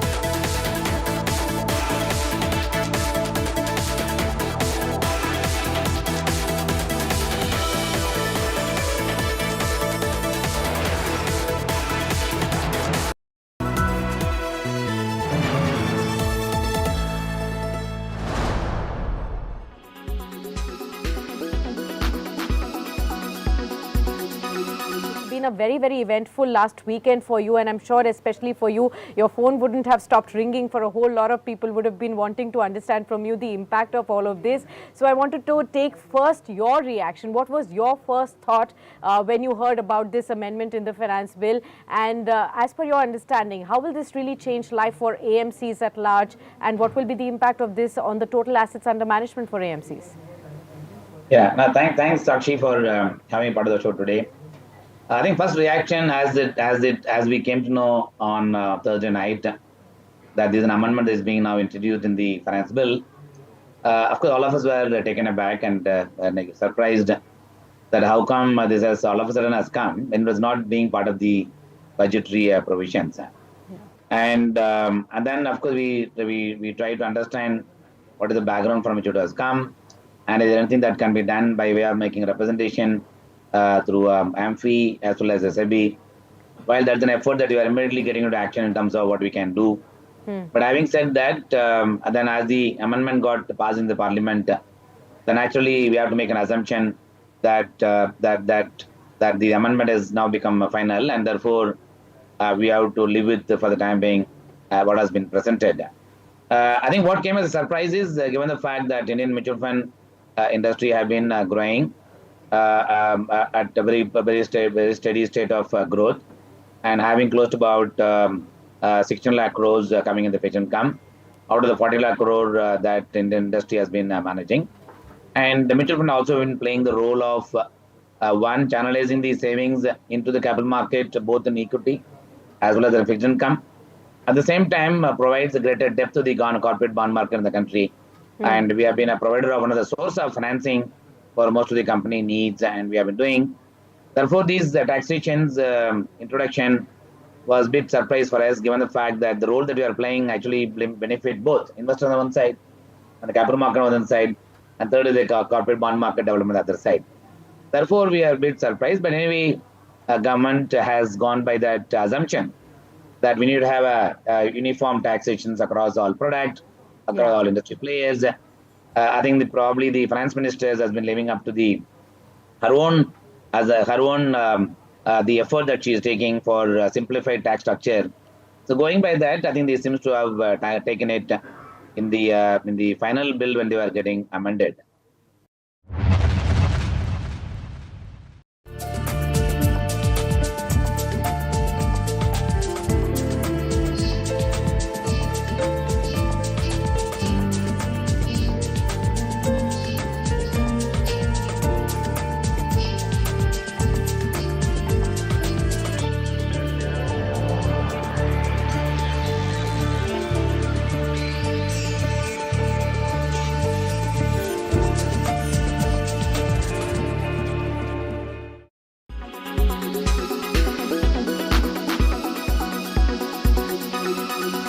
Make your media plan smarter with India Today Live TV on your connected devices. Amplify your brand with 100 million smart internet viewers. To advertise, mail us at sales@aajtak.com.